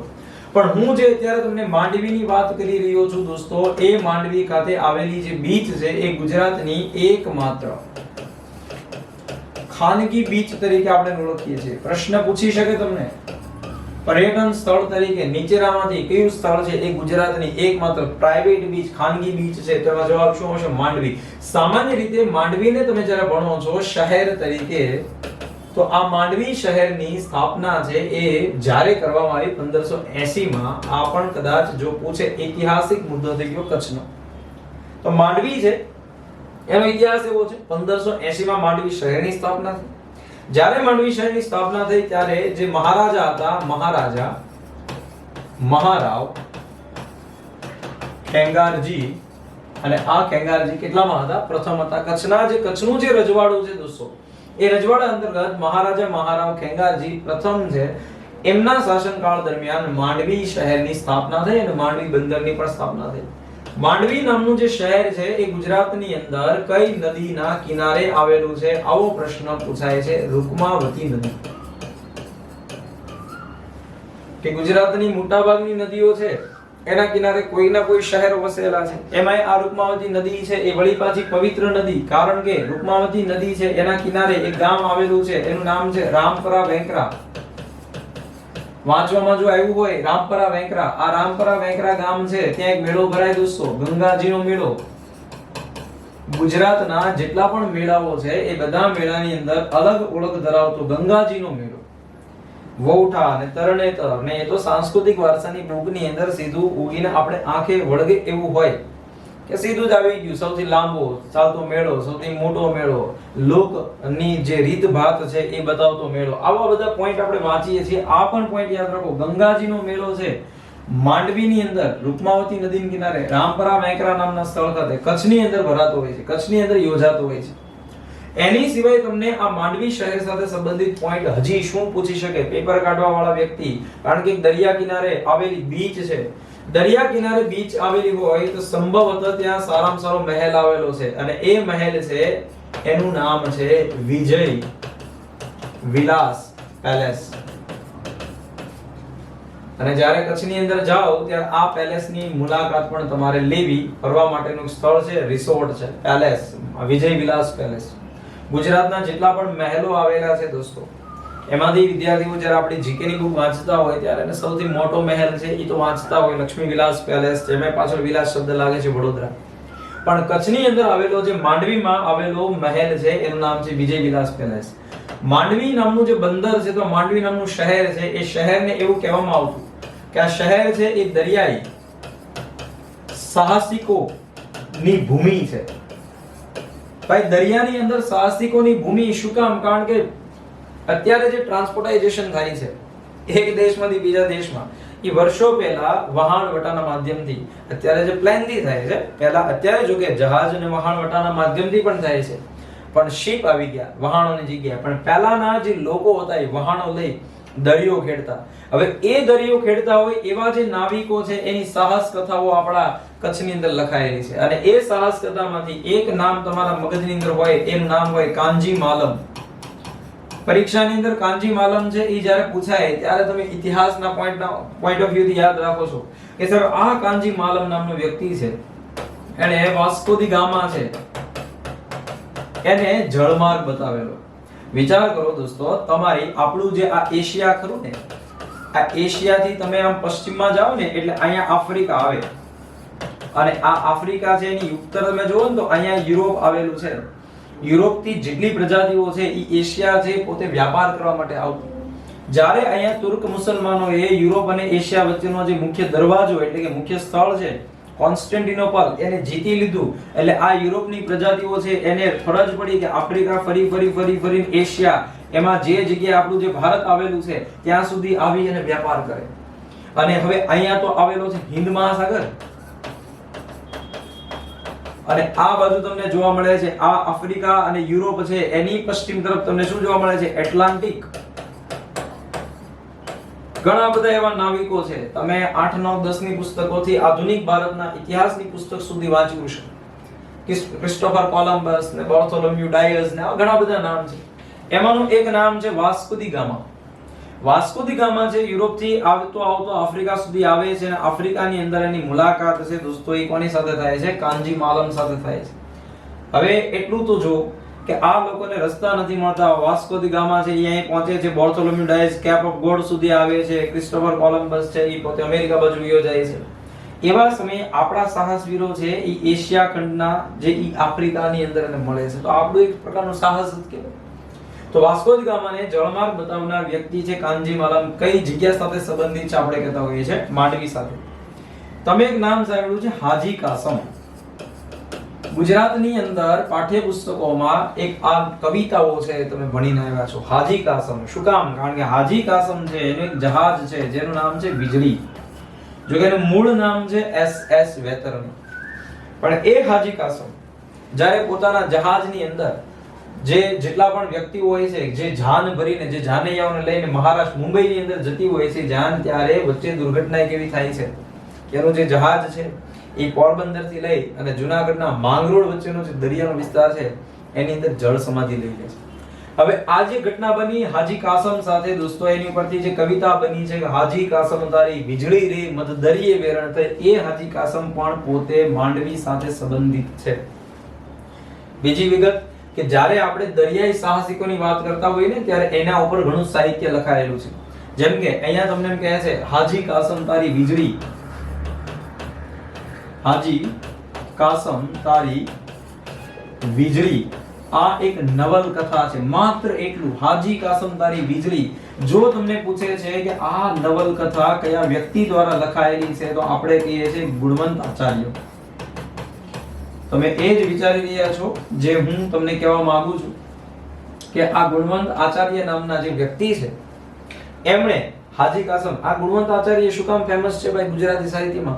કારણ કે એમણે મોટા ભાગનું સાહિત્ય છે એ દરિયાની અંદર જે સાહસિક કથાઓ છે એની ઉપર જ લખ્યું છે. આવો પ્રશ્ન પૂછાયેલો ને કે દરિયાઈ સાહસિક કથાઓ લખનાર જે વ્યક્તિ છે સાહિત્યકાર, એનું નામ જણાવો. ગુણવંત આચાર્ય. એની એક બહુ સારામાં સારી બીજી પણ કૃતિ છે નવલકથા દરિયાલાલ, એ પણ વાંચવા યોગ્ય, વાંચવા જેવી. હાજી કાસમ તારી વીજળી, એમ એ પણ નવલકથા છે. પણ આપણે તો જે ભણ્યા છે એ જે હાજી કાસમ તારી વીજળી મધ દરિયે વેરણ તે આપણે એ કાવ્ય ભણ્યા છીએ. આ કાવ્ય છે ને દોસ્તો એ લોકગીત છે. પણ તમને એમ થાય કે સાહેબ આ લોકગીત આપણને કયા સોર્સમાંથી મળ્યું છે? કંઈક તો લખાયેલું છે. આ લખાયેલું છે રઢિયાળી રાતમાં, જે ઝવેરચંદ મેઘાણી સાહેબ છે એમનો એક કાવ્યનો આખો એક સંગ્રહ છે રઢિયાળી રાત. એની અંદર છે એ આ લોકગીત લખાયેલું છે, હાજી કાસમ તારી વીજળી મધ દરિયે વેરણ થઈ. અને ત્રીજો એક વ્યક્તિનું નામ, જો કે અહીંયા જગ્યાના ભાવે નીચે લખી દઉં છું, એ વ્યક્તિનું નામ છે રામસિંહ માલમ. અને રામસિંહ માલમ પોતે વિદેશની અંદર રહી અને જેટલી પણ કાચની કારીગરી છે એ શીખી અને આપણા ગુજરાતની અંદર આવી ભુજની અંદર આઈના મહેલ બનાવે છે. તો આ બધી સાહસિક કથાઓ છે એ અંતે માંડવી શહેર ને માંડવી બંદરગાહ છે જે બારુ છે એની સાથે સંબંધિત છે. પહેલો મુદ્દો માંડવી શહેર છે, સ્થાપના ક્યારે થઈ. બીજો મુદ્દો કોણે સ્થાપના કરી છે, કઈ નદીના કિનારે આવેલું છે, નદીના કિનારે બીજું કયું ગામ આવેલું છે, કયો મેળો ભરાય છે, કયો મહેલ આવેલો છે, ઉપનામ તમને માંડવીનું શું જોવા મળે છે. હવે એની સિવાય એક પ્રશ્ન એવો પણ બને કે સાહેબ આ માંડવીની જે બીચ છે એ બીચ ખાતે આપણને જોવા મળે છે વિન્ડ ફાર્મ. 100% તમે સાચા છો. પવન ચક્કી આ ઉર્જાનો એક બીજો સોર્સ છે. પરંપરાગત ઉર્જા અને બિન પરંપરાગત ઉર્જા. દોસ્તો કોન્સ્ટેબલની પરીક્ષાના આ એક ફેક્ટ્સ છે કે નીચેનામાંથી કયો સોર્સ છે એ પરંપરાગત ઉર્જાનો સોર્સ છે અને કયો છે બિન પરંપરાગત સોર્સ છે. એમાં આ મુદ્દો આવે છે. તમારી પાસે જ્યારે એવો મુદ્દો આવશે કે ગુજરાતની અંદર સૌથી મોટું વિન્ડ ફાર્મ તો આપણે લાંબા જ કહેવાના છે, તો એ દ્વારકાનો મુદ્દો થઈ ગયો. પણ પ્રથમ વિન્ડ ફાર્મ છે એ કઈ જગ્યાએ કાર્યરત થયું? એનો જવાબ આવે છે કે સાહેબ એ માંડવી ખાતે કાર્યરત કરવામાં આવ્યું. બીજો ભાઈ એક પોઈન્ટ એવો પણ છે કે આપણે ઇતિહાસની અંદર શ્યામજી કૃષ્ણ વર્માને નામથી ઓળખતા હોઈએ છીએ. એ એક ક્રાંતિકારી પ્રવૃત્તિ કરી. શ્યામજી કૃષ્ણ વર્મા કે જેઓએ વિદેશની અંદર રહી અને ક્રાંતિકારી પ્રવૃત્તિ કરી છે, તો એમના નામથી ગુજરાતની અંદર એક સંગ્રહાલય આવેલું છે. આ સંગ્રહાલય છે એનું નામ છે ક્રાંતિ તીર્થ. દોસ્તો સમજવાનો પ્રયત્ન કરવાનો છે તમારે.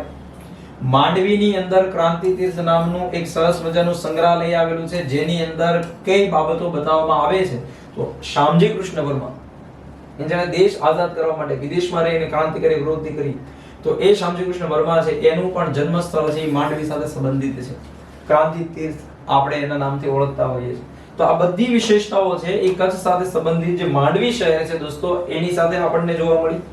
જેવા તમે આ માંડવી થી આગળ વધો છો અને જાઓ છો મુન્દ્રા તાલુકામાં, તો એ ન્યાય પાછો જે મુદ્દો છે તમારો એનો ભંડાર પાછો શરૂ થાય. કઈ રીતે જુઓ, સમજીએ એને પણ કે મુન્દ્રા નામનો તાલુકો જે હમણાં જોયો તમે અહીંયા, પોતે મુન્દ્રા એ શું છે? તો કે સાહેબ મુન્દ્રા છે ને એક તાલુકો તો છે, મુન્દ્રા છે એ પોતે બંદર તો છે, અને મુન્દ્રા પોતે આપણું એક એનું શહેર છે, મુન્દ્રા એક પોતે વિસ્તાર છે.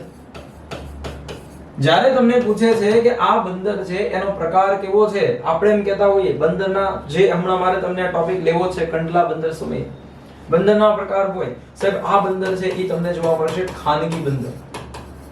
ગુજરાતની અંદર જેટલા પણ બંદરો છે બધા ખાનગી બંદરો નથી. અમુક બંદરો છે એ રાજ્ય સરકાર હસ્તક છે અને એકાદ બંદર આપણું એવું છે જેની આપણે ચર્ચા કરી છે હમણાં, એ બંદર છે એ કેન્દ્ર સરકાર સાથે સંબંધિત છે, એના દ્વારા વહીવટ ચાલતો હોય છે. તો મુન્દ્રા ખાતે જે ખાનગી બંદર આવેલું છે એ ગુજરાતનું, યાદ રાખો, ગુજરાતનું સૌથી મોટું ખાનગી બંદર છે. અને આ જે સૌથી મોટું ખાનગી બંદર અહીંયા તમને જે જોવા મળે, જો અહીંયા શબ્દ લખજો ખાનગી બંદર, નહીતર ભૂલ પડી શકે, કારણ કે ગુજરાતનું સૌથી મોટું બંદર તો કંડલા આવે. ગુજરાતનું સૌથી મોટું ખાનગી બંદર પ્રાઇવેટ પોર્ટ છે. મુન્દ્રાની અંદર વિદેશમાંથી જેટલો પણ માલ સામાન આવતો હોય એના કન્ટેનરો આવતા હોય એને માટે કન્ટેનર યાર્ડ બનાવેલા છે. એ કન્ટેનરને અલગ અલગ આપણા દેશના ભાગની અંદર મોકલવાનું કામ છે મુન્દ્રા બંદરથી થતું હોય છે. ચાલો એનાથી વિશેષ કે સાહેબ આ મુદ્રા છે એનો વિસ્તાર શેની માટે જાણીતો છે? તો આ વિસ્તારને આપણે કહેતા હોઈએ છીએ કચ્છનો હરિયાળો પ્રદેશ. ગુજરાતનો હરિયાળો પ્રદેશ તો મધ્ય ગુજરાત છે.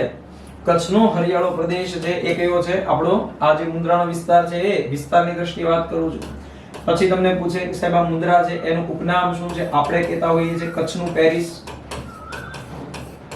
ગુજરાતનું પેરિસ ને સૌરાષ્ટ્રનું પેરિસ ને કચ્છનું પેરિસ ને જો આવા ઉપનામ પૂછી નાખે તો એ સમયે વાંચેલું હોય તમને કામમાં આવશે. કચ્છનું પેરિસ છે એ મુદ્રાને ઓળખવામાં આવે છે. કચ્છની અંદર જેટલી પણ ખેતી થાય છે એ ખેતીમાંથી મુદ્રા સાથે સંબંધિત ખેતી કઈ છે? તો આપણે કહેતા હોઈએ છીએ ખારેક, ખજૂર. અને જો કે આનું તો સંશોધન કેન્દ્ર છે, એ સંશોધન કેન્દ્ર જ મુદ્રા સાથે સંબંધિત છે. તો આ મુદ્રા છે દોસ્તો એની એટલી વિશેષ બાબતો છે કે આ એક તાલુકો છે, મુદ્રા બંદર છે, મુદ્રા શહેર છે, મુદ્રા એક વિસ્તાર છે. વિસ્તારમાંથી એટલું જીકે નીકળે છે અને ખાનગી બંદર છે એ પોઈન્ટમાંથી પણ એટલા મુદ્દાઓ પરીક્ષામાં પૂછાઈ શકે ખરા. હવે કચ્છની અંદર તમે કોઈ વ્યક્તિ આ માંડવી જગ્યાએ ઊભો છે અને એને અહીંયા આવેલું કંડલાથી લઈને ગાંધીધામ સુધીનો જે દરિયાઈ વિસ્તાર છે, આ દરિયાઈ વિસ્તાર સુધી જવું છે, આ આખો જે દરિયાઈ વિસ્તાર છે ત્યાં સુધી, તો આ આખા ભાગની અંદર દરિયાકાંઠે ચોક્કસ પ્રકારના જંગલો આપણને જોવા મળશે. હવે તમને થાય કે સાહેબ કચ્છનો જે વિસ્તાર છે એ તો નપાણીયો પ્રદેશ છે, તો કચ્છના વિસ્તારની અંદર જંગલો કઈ રીતે હોય? પણ આ જંગલો એવા છે દોસ્તો કે જે જંગલો દરિયાકાંઠે થાય છે. અને જે અહીંયા હું તમને બતાવી રહ્યો છું પરીક્ષામાં એ જ સેમ પેટર્ન પૂછશે. કઈ જગ્યાએથી? માંડવીથી શરૂ કરી ગાંધીધામ એટલે કે કંડલા બંદર સુધીનો દરિયાઈ પટ્ટો છે ત્યાં તમને જોવા મળે છે જે જંગલો, એ જંગલોને આપણે કહેતા હોઈએ છીએ મેંગ્રુવ જંગલો. ઓકે, ગુજરાતની અંદર મેંગ્રુવ જંગલો છે, કાયદેસર છે ભાઈ, 100% છે, 101% છે મેંગ્રુવ જંગલો, કેમ નહીં? પણ જ્યારે તમને પૂછે છે કે આ મેંગ્રુવ જંગલો છે એમાં ભારતની અંદર સૌથી વધારે છે એ ક્રમાંક કોનો આવે છે? ત્યારે આપણો જવાબ એવો હોવો જોઈએ કે સાહેબ પશ્ચિમ બંગાળ નામનું એક રાજ્ય છે. આ પશ્ચિમ બંગાળમાં સૌથી વધારે મેંગ્રુવ જંગલો છે જોવા મળે. તો આ પહેલો નંબર જો પશ્ચિમ બંગાળનો આવે છે તો બીજો નંબર છે એ કોનો આવે છે? એનો જવાબ મળે છે કે સાહેબ બીજો નંબર તો આપણા ગુજરાતનો જ આવશે. અને ગુજરાતની અંદર સૌથી વધારે મેંગ્રુવ જંગલો છે એ કયા જિલ્લામાં આવશે? એ વળી પાછા આપણા કચ્છમાં પહેલા નંબર ઉપર ગુજરાતનો આવશે. પણ અત્યાર સુધી મેંગ્રુવમાંથી તમને એવું જ પૂછાય છે કે એના જે વૃક્ષો છે, મુખ્ય વૃક્ષ, જંગલનું નામ મેંગ્રુવ બોલાય છે પણ એ જે વૃક્ષ છે એ વૃક્ષને આપણે કહેતા હોઈએ છીએ ચેર. પણ ચેરનું કામ એટલું છે કે જ્યારે એ ચેર છે એ દરિયાની અંદર તમને અહીં જોવા મળતું હોય તો એ એકબીજાની નજીક એવી રીતે ગોઠવાયેલા હોય, એની વચ્ચે કોઈ પણ પ્રકારની એટલા ગીચ હોય છે. દરિયાનું પાણી છે એને એ નદી એ જે દરિયાનું પાણી છે એને જમીન વિસ્તારમાં આગળ વધવા દેતું નથી દોસ્તો. એટલે જ્યારે પણ તમને એવું પૂછે છે કે દરિયાને આગળ વધતો કોણ અટકાવે છે ત્યારે આપણે એવું કહેતા હોઈએ કે સાહેબ એ તો મેંગ્રુવના ચેરનું જ કામ હોઈ શકે. જો દરિયો આગળ વધી શકતો નથી તો દરિયાનો ક્ષાર છે એ પણ આગળ વધી શકતો નથી, એટલે ત્યાં આવેલું જે રણ છે એ પણ આગળ વધતા અટકે છે. તો આ બધી વિગતો છે એ કચ્છના જિલ્લા સાથે સંબંધિત ભૌગોલિક બાબતો છે દોસ્તો. હવે ત્યાંથી તમે આગળ આવો છો, જે એ રીતે આગળ આવતા એક તાલુકો આવે છે અને એ તાલુકો છે જેને આપણે નામથી ઓળખતા હોઈએ છીએ ગાંધીધામ. ગાંધીધામ છે એ અલગ અલગ 2 કે 3 બાબતો માટે જાણીતો છે. એ બાબતોમાં એક છે કે ગાંધીધામની અંદર આદિપુર નામનો એક વિસ્તાર છે અને આદિપુર છે એ જ્યારે ભારત અને પાકિસ્તાનનું વિભાજન થયું એ સમયે જેટલા પણ એવા વ્યક્તિ હતા કે જે ત્યાંથી આવે છે એની માટે આશરો આપવા માટે બનાવવામાં આવેલું એક સ્થળ છે. નિરાશ્રિતો માટે બનાવવામાં આવેલું શહેર પૂછે છે ગાંધીધામનું, તો કયું આવશે? આદિપુર. જ્યારે 1947 માં ભારત અને પાકિસ્તાનનું વિભાજન થાય છે ત્યારે આદિપુરને સમજ્યા પછી ગાંધીધામની અંદર આવેલો મોસ્ટ આઈએમપી પોઈન્ટ છે એ છે કંડલા બંદર. ગુજરાતની અંદર જેટલા પણ દરિયા કિનારે આવેલા જિલ્લાઓ છે દોસ્તો એ બધા જિલ્લામાં અલગ અલગ પ્રકારના બંદરો આવેલા છે. હવે કયા કયા પ્રકારના બંદરો છે એને આપણે ચર્ચાની અંદર લઈએ દોસ્તો તો જો ખ્યાલ આવે કે ગુજરાતમાં સાહેબ જેટલા પણ બંદરો છે એના પ્રકારમાં સૌથી પહેલો જે પ્રકાર છે એને આપણે કહેતા હોઈએ છીએ મહાબંદર. બીજા પ્રકારનો જે પ્રકાર છે બંદરનો જે બીજો પ્રકાર છે એને આપણે કહેતા હોઈએ છીએ મધ્યમ કક્ષાના બંદરો. એની પછીનો એક પ્રકાર છે જેને આપણે કહેતા હોઈએ છીએ લઘુ બંદરો. અને એની પછીનો પ્રકાર છે જેને આપણે કહેતા હોઈએ છીએ ખાનગી બંદરો. અલગ અલગ જે નિયમનો છે, જેમ કે મહાબંદરનું નિયમન છે કેન્દ્ર સરકાર કરે, મધ્યમ કક્ષાના લઘુ બંદરો છે એનું રાજ્ય સરકાર નિયમ કરે, અને અહીંયા ખાનગી બંદરો છે એ કોઈ ખાનગી કંપનીઓને સોંપવામાં આવતો હોય છે. અહીંયા મહાબંદર, મધ્યમ કક્ષાના લઘુ બંદર અને ખાનગી બંદર અંતર્ગત આપણા ગુજરાતની અંદર ચારે ચાર કેટેગરીના બંદર છે. એમાંનું એકમાત્ર મહાબંદર છે જેનું નામ છે કંડલા. જોઈએ તમને આ કંડલા છે એ એક્ઝેક્ટ કઈ લોકેશન ઉપર આવેલું છે? ગાંધીધામ તાલુકામાં દરિયાના કિનારે આવેલું જે બંદર છે અહીંયા એનું નામ છે કંડલા બંદર.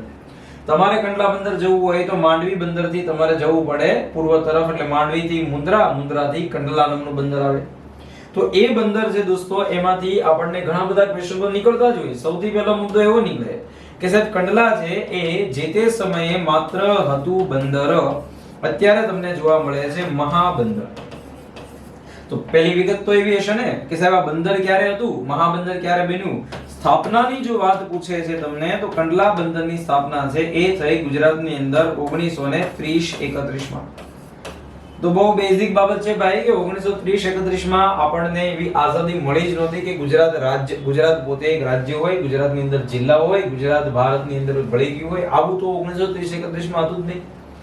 એ સમયે કચ્છનું જે રજવાડું છે અહીંયા એ મહારાજા મહારાવનું શાસન હતું. જ્યારે તમને એવું પૂછે છે કે આ 1930-31 માં એ સમયે અહીંયા જે શાસક હતા એ કોણ હતા, તો એમાં આવે છે મહારાવ ખેંગારજી ત્રીજા. હવે પ્રશ્ન છે, મહારાવ ખેંગારજી ત્રીજા છે એણે કંડલાને બંદર તરીકે સ્થાપ્યું, તો અહીંયા કંડલાને મહાબંદર તરીકે ક્યારે સ્થાપવામાં આવ્યું? એનો જે જવાબ છે એ છે 1955. સ્થાપવાની ફરજ પડી કારણ કે જ્યારે આપણો જે ભારત છે એ ભારતનો ભાગ, અહીંયા જે આપણો ભારતનો જે વિસ્તાર તમને જોવા મળે છે આ ભારતનો પશ્ચિમ કિનારો છે, આ ભારતનો પૂર્વ કિનારો છે. ભારતના પશ્ચિમ કિનારે અહીંયા જ્યારે પાર્ટીશન પડે છે ભારત પાકિસ્તાનનું, એ સમયે આ એટલો વિસ્તાર છે પાકિસ્તાનમાં જાય છે, આ ભાગ છે એ ભારતમાં રહે છે. અહીંયા આવેલું એક બંદર છે જેનું નામ છે મુંબઈ, અત્યારે પણ છે. આ મુંબઈ બંદર છે મહાબંદર હતું. અહીંયા એક બંદર છે જેનું નામ છે કરાચી. તો જ્યારે બંનેનું વિભાજન થાય છે ત્યારે કરાચી બંદર છે એ પાકિસ્તાનમાં જતું રહે છે, એટલે આ પશ્ચિમ કિનારે આખો જે આ અરબ સાગરનો ભાગ છે એમાં મુંબઈ બંદર છે એની ઉપર જે આયાત નિકાસ છે એનું એટલું ભારણ વધી ગયું, એ ઓછું કરવા માટે સરકારે એક સમિતિ બનાવી. આ સમિતિ છે એનું નામ આપવામાં આવ્યું કસ્તુરભાઈની સમિતિ. તો હવે કદાચ તમને પૂછે છે કે કસ્તુરભાઈની સમિતિ શેની માટે બનાવવામાં આવી છે, તો એનો સીધો જવાબ તમે આપી શકો મહાબંદરની શોધ માટે, મહાબંદરને ઓળખવા માટે. એ કમિટી છે એ 1948 માં બની દોસ્તો, અને કસ્તુરભાઈ છે એને કામ કરી આપ્યું. એ અંતર્ગત જવાહરલાલ નહેરુ છે એ જવાહરલાલ નહેરુએ પોતે 1955 માં કંડલા બંદરને મહાબંદરનો દરજ્જો આપી દેવામાં આવ્યો એમના દ્વારા. તો ગુજરાતની અંદર એકમાત્ર મહાબંદર છે. ચાલો એવું પૂછે છે કે ગુજરાતમાં સૌથી મોટું બંદર કયું છે, આવો પણ ક્વેશ્ચન હોય છે. તો સૌથી મોટું બંદર છે એનું નામ પણ છે કંડલા. તમારે હજી મને એક ઓપ્શનની અંદર હું તમને એક પ્રશ્ન છે એ વધારી દઉં છું. ગુજરાતની અંદર જેટલા પણ બંદરો આવેલા, ભારતની અંદર જેટલા પણ બંદરો આવેલા છે એમાંથી મહાબંદરોની સંખ્યા છે એ ભારતમાં કેટલી છે? આનો આન્સર તમારે મને કોમેન્ટ બોક્સની અંદર આપવાનો છે. ભારતની અંદર ગુજરાતમાં તો એક લખ્યું છે, હવે ભારતનો આંકડો છે એ તમારે આપણને કહેવાનો છે કોમેન્ટ બોક્સની અંદર શોધીને. જાણતા હો તો એ રીતે કોમેન્ટ કરો, અથવા નથી જાણતા તો તમે આને શોધી શકો છો. પણ હા, જ્યારે તમે શોધો છો ત્યારે મહાબંદર સર્ચ નથી કરવાનું, ગ્રેટ બંદર પણ નથી સર્ચ કરવાનું, ગ્રેટ પોર્ટ પણ નથી સર્ચ કરવાનું. તમે મેજર પોર્ટ લખશો તો પણ તમને એની માહિતી મળી જશે, કારણ કે જેટલા પણ મહાબંદર હોય એ મહાબંદરને ઇંગ્લિશમાં મેજર પોર્ટના નામથી ઓળખવામાં આવે છે. પણ આ એક એવું મેજર પોર્ટ છે ભાઈ કે જેને સરકારે ફ્રી ટ્રેડ ઝોન ઘોષિત કરેલું છે. ફ્રી ટ્રેડ ઝોનનો મતલબ થાય છે મુક્ત વ્યાપાર ક્ષેત્ર, કે એવી જગ્યા, મુક્ત વ્યાપાર ક્ષેત્ર કે જ્યાં તમને ટેક્સ ઉપર રાહત દેવામાં આવે. આ જ કંડલા છે જેને સરકારે પ્રથમ સેજ બનાવ્યું, ભારતનું પ્રથમ સેજ છે સ્પેશિયલ ઇકોનોમિક ઝોન. ગુજરાતની અંદર જેટલા પણ સેજ અને ભારતમાં જેટલા પણ સેજ આવેલા છે એમાં પ્રથમ સેજ તમને પૂછવામાં આવે સ્પેશિયલ ઇકોનોમિક ઝોન, તો એ પણ કંડલા છે. એશિયાનું તમને જ્યારે એમ પૂછે છે કે સાહેબ આ એશિયાનું એવી કઈ ખાસિયત ધરાવે છે, તો એશિયાનું પ્રથમ EPZ એક્સપોર્ટ પ્રોસેસિંગ ઝોન એ કયું બને? એ પણ કંડલા બને છે. તો આ કંડલા બંદર છે એ એક એવી વિશેષતાઓ ધરાવે છે કે જેમાંથી પેપરની અંદર પ્રશ્ન પૂછાવાની સંભાવનાઓ ખરેખર વધારે છે. બીજો બાબત એવી છે કે સાહેબ અહીંયા આપણી પાસે કચ્છને 406 કિલોમીટરનો દરિયા કિનારો જે સ્પર્શે છે એની અંદર એક બંદર આવી ગયું જેનું નામ છે કંડલા, જે સૌથી મોટું બંદર છે. એની બાજુમાં જ એક બંદર છે જેનું નામ છે મુન્દ્રા, જે ખાનગી બંદર છે. એની બાજુમાં બંદર છે માંડવી, જે મધ્યમ કક્ષાનું બંદર છે. એની બાજુમાં છે સુથરી, જે લઘુ બંદર છે. તો ગુજરાતના આ કંડલા, મુન્દ્રા, માંડવી અને સુથરી ચારે ચાર પ્રકારના બંદરો છે. એ આપણા ગુજરાતમાં આવેલા છે. જ્યારે તમને પૂછે એવો કયો જિલ્લો કે જ્યાં મધ્યમ કક્ષાના લઘુ બંદરો, ખાનગી બંદરો અને મહાબંદર આવેલા છે, તો એનો એક જ જવાબ આવશે અને જવાબ છે આપણો કચ્છ. જેવા તમે હજી અહીંયાથી જતા જાવ છો પૂર્વ તરફ, આ આખો જે વિસ્તાર છે દોસ્તો, જે ગાંધીધામ એટલે કંડલાથી પૂર્વ તરફ, એ આખો ભાગ તમને જોવા મળે છે કચ્છના રણનો. એક બાજુ અહીંયા તમારી પાસે જે જિલ્લો છે એ જિલ્લાનું નામ છે મોરબી, જે કાઠિયાવાડ એટલે કે સૌરાષ્ટ્રમાં આવે છે. એક બાજુ જે જિલ્લો છે જેનું નામ છે સુરેન્દ્રનગર, અને બંને જે જિલ્લાઓ છે એને કચ્છનો જે ભાગ સ્પર્શે છે એ કોઈ એવો તાલુકાનો વિસ્તાર ખાસ નથી, એ ભાગની અંદર તમને જોવા મળે છે રણ પ્રદેશ. હવે આ રણ પ્રદેશની અંદર જ્યારે ભરતીનું પાણી ભરાય છે, દરિયાના ભરતીનું પાણી, ત્યારે આખા ભાગની અંદર શું આવી જતો હોય છે? દરિયાનો ક્ષાર અને દરિયાનો કાદવ, આ બધો ભાગ ફેલાઈ જતો હોય છે. એટલે તમને ખબર ન પડે કે આ રણની અંદર હું છું કે તળાવની અંદર છું, એટલું પાણી ભરાઈ જતું હોય છે. તો કોઈ વ્યક્તિને મોરબી જિલ્લાની અંદરથી કચ્છ જિલ્લાની અંદર જવું હોય તો એ વ્યક્તિ માટે આ રસ્તો છે એ કેવો થઈ જાય છે? બંધ થઈ જાય છે. દરિયાનો એટલે આ જે અખાત આવેલો છે, કચ્છનો અખાત, જે કચ્છનું પાણી આવેલું છે, એ પાણી એટલું બધું અહીં ભરાઈ જતું હોય છે કે અહીંયાથી આ બાજુ જવું, ક્રોસ કરીને મુશ્કેલ થઈ જતું હોય છે. સરકારે શું કર્યું? અહીંયા એક પુલ બનાવ્યો, જે ગામ છે સુરજબારી. એ સુરજબારી પુલ ખાતે જો તમે જવા માંગો છો મોરબીમાંથી એટલે કે સૌરાષ્ટ્રમાંથી કચ્છની અંદર, તો અહીંયાથી તમને એક વ્યવસ્થા કરી દેવામાં આવી છે, જે પુલને કહેવાય છે સુરજબારી પુલ. હવે આ સુરજબારી નામનો જે પુલ છે અથવા બંધ છે, એ પુલ આપણી પરીક્ષામાં કઈ રીતે કામનો છે? સિમ્પલ એક પ્રશ્ન પૂછે. અહીંયા આવેલો ભાગ છે એ સૌરાષ્ટ્રનો છે અને અહીંયા આવેલો ભાગ છે એ કચ્છનો છે. કોઈ વ્યક્તિને સૌરાષ્ટ્રમાંથી કચ્છની અંદર જવું હોય તો એને ફરજિયાત કયા પુલમાંથી ચાલવું પડે? તો એ પુલનું નામ છે સુરજબારી. પ્રશ્ન એવો બને, કચ્છ અને સૌરાષ્ટ્રને જોડતો જે પુલ છે એનું નામ જણાવો. ત્યારે તમે જવાબ આપી શકશો એ બ્રિજ છે, એ પુલ છે, એનું નામ છે સુરજબારી. તો આ પણ ક્વેશ્ચન આવેલો પણ છે, અગાઉના પેપરો તમે જોશો તો તમને ખ્યાલ પણ હશે. સુરજબારી બંધથી તમે આગળ જાઓ છો એટલે અહીંયા તમને એક સ્થળ જોવા મળે છે સામીખિયાળી. કચ્છનું એક સ્થળ છે. જો સુરેન્દ્રનગરની અંદર એક વિસ્તાર છે ખારાગોડા. આ તો સુરેન્દ્રનગર જિલ્લા અને સૌરાષ્ટ્રની વાત કરી ત્યારનો મુદ્દો છે. એ ખારાગોડા છે. અહીંયા તમને એક સ્થળ જોવા મળે છે, એ છે સામીખિયાળી. ગુજરાતની અંદર મીઠાના ઉત્પાદન માટે જાણીતા સ્થળો છે. તો એ સામીખિયાળી તમને જો કદાચ પૂછી નાખીએ છે કે મીઠાના ઉત્પાદન માટે જાણીતું સ્થળ સામીખિયાળી કયા જિલ્લામાં છે? કચ્છની અંદર છે. ત્યાંથી આગળ આવો, અહીંયા તમને એક અભયારણ્ય જોવા મળે, ઘોડખર અભયારણ્ય. પણ પ્રશ્ન બને કે સાહેબ આપણા કચ્છની અંદર જે બે રણ આવેલા છે, એ બે રણ અને સામાન્ય જેટલા જે જગ્યાએ અભયારણ્યો આવેલા છે, એ અભયારણ્યોના પોઈન્ટ કઈ રીતે બની શકે?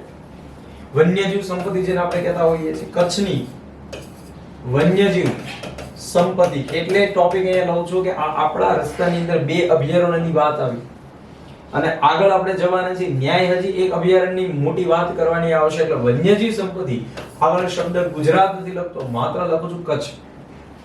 વન્યજીવ સંપત્તિ એવું કહે છે કે જ્યારે તમે આ વન્યજીવોને સુરક્ષા આપો છો તો એ સુરક્ષા આપવા માટેની સરકાર પાસેની ત્રણ વ્યવસ્થા છે કે લોકો એનો શિકાર ન કરી શકે. એ ત્રણ વ્યવસ્થામાં એક વ્યવસ્થા છે જેને આપણે કહેતા હોઈએ છીએ રાષ્ટ્રીય ઉદ્યાન. હવે જ્યારે તમને રાષ્ટ્રીય ઉદ્યાન એવું પૂછે છે, નેશનલ પાર્ક, અત્યારે હજી આપણે કચ્છના જ વન્યજીવ સંપત્તિમાં છે એના જ અભયારણ્ય અને પહેલાની વાત કરીએ છીએ રાષ્ટ્રીય ઉદ્યાન. બીજો મુદ્દો તમને પૂછે છે અભયારણ્ય. ત્રીજો મુદ્દો તમને પૂછે છે જૈવ આરક્ષિત ક્ષેત્ર. જૈવ આરક્ષિત ક્ષેત્ર. જો હવે પ્રશ્ન એવો બને છે કે ભાઈ ગુજરાતની અંદર રાષ્ટ્રીય ઉદ્યાન કેટલા છે? આપણે કહીએ 4 રાષ્ટ્રીય ઉદ્યાન છે. આ 4 રાષ્ટ્રીય ઉદ્યાનમાંથી કચ્છની અંદર કેટલા રાષ્ટ્રીય ઉદ્યાન આવેલા છે? તો એનો જવાબ આવે એક પણ રાષ્ટ્રીય ઉદ્યાન કચ્છની અંદર આપણને જોવા મળતું નથી. ઓકે, કોઈ વાંધો નહીં. તો તમને એમ પૂછે કે સાહેબ આ અભયારણ્ય છે, એ અભયારણ્ય આપણને કચ્છની અંદર કેટલા જોવા મળે છે? તો એનો જે પ્રોપર આંકડો છે એ તમને જોવા મળે છે 3. ઘણી બધી જગ્યાએ તમને કેટલા આંકડા લખેલા જોવા મળશે? 4. પણ ખરેખર કચ્છની અંદર કેટલા અભયારણ્ય આવેલા છે? 3. એની આપણે ચોખવટ કરી હમણાં કઈ રીતે છે. અને આખા ગુજરાતમાં એકમાત્ર જૈવ આરક્ષિત ક્ષેત્ર છે, અને આ જૈવ આરક્ષિત ક્ષેત્ર છે ભાઈ એ આપણને કચ્છમાં જ જોવા મળે છે. તો જો પ્રાણી સંપત્તિની દ્રષ્ટિએ દોસ્તો કચ્છ છે પોતે સમૃદ્ધ જિલ્લો છે. વન્યજીવ સંપત્તિની દ્રષ્ટિએ સરકારે એની માટે પગલા પણ ભરેલા છે. જૈવ આરક્ષિત ક્ષેત્ર અભયારણ્ય. ઓકે, વિધાનવાળા વાક્ય પૂછે, તમને એમ પૂછે છે કચ્છની અંદર એક રાષ્ટ્રીય ઉદ્યાન આવેલું છે, એ વિધાન ખોટું છે. તો હવે જેટલા પણ અભયારણ્યો છે ભાઈ જે અલગ અલગ પશુ સંપત્તિ માટે, એની આપણે ચર્ચા કરીએ. સૌથી પહેલું અભયારણ્ય છે જેને આપણે કહેતા હોઈએ છીએ સુરખાબનગર. હવે આ જે સુરખાબનગર છે એ પોતે એક પક્ષી માટેનું અભયારણ્ય છે. એટલે હું પણ લખી દઉં છું સુરખાબનગર પક્ષી અભયારણ્ય. બીજું એક અભયારણ્ય છે દોસ્તો સુરખાબનગર સિવાયનું, એને આપણે કહીએ છીએ નારાયણ સરોવર ચિંકારા અભયારણ્ય, જેની ચર્ચા શરૂઆતમાં જ આજના લેક્ચરની અંદર થઈ ચૂકેલી છે. એની પછી ત્રીજું જે અભયારણ્ય છે એનું નામ જ છે કચ્છ પક્ષી અભયારણ્ય. હવે અહીંયા ચોથું એક જો લખવું હોય તો તમે એવું લખી શકો ઘોડખર વન્યજીવ.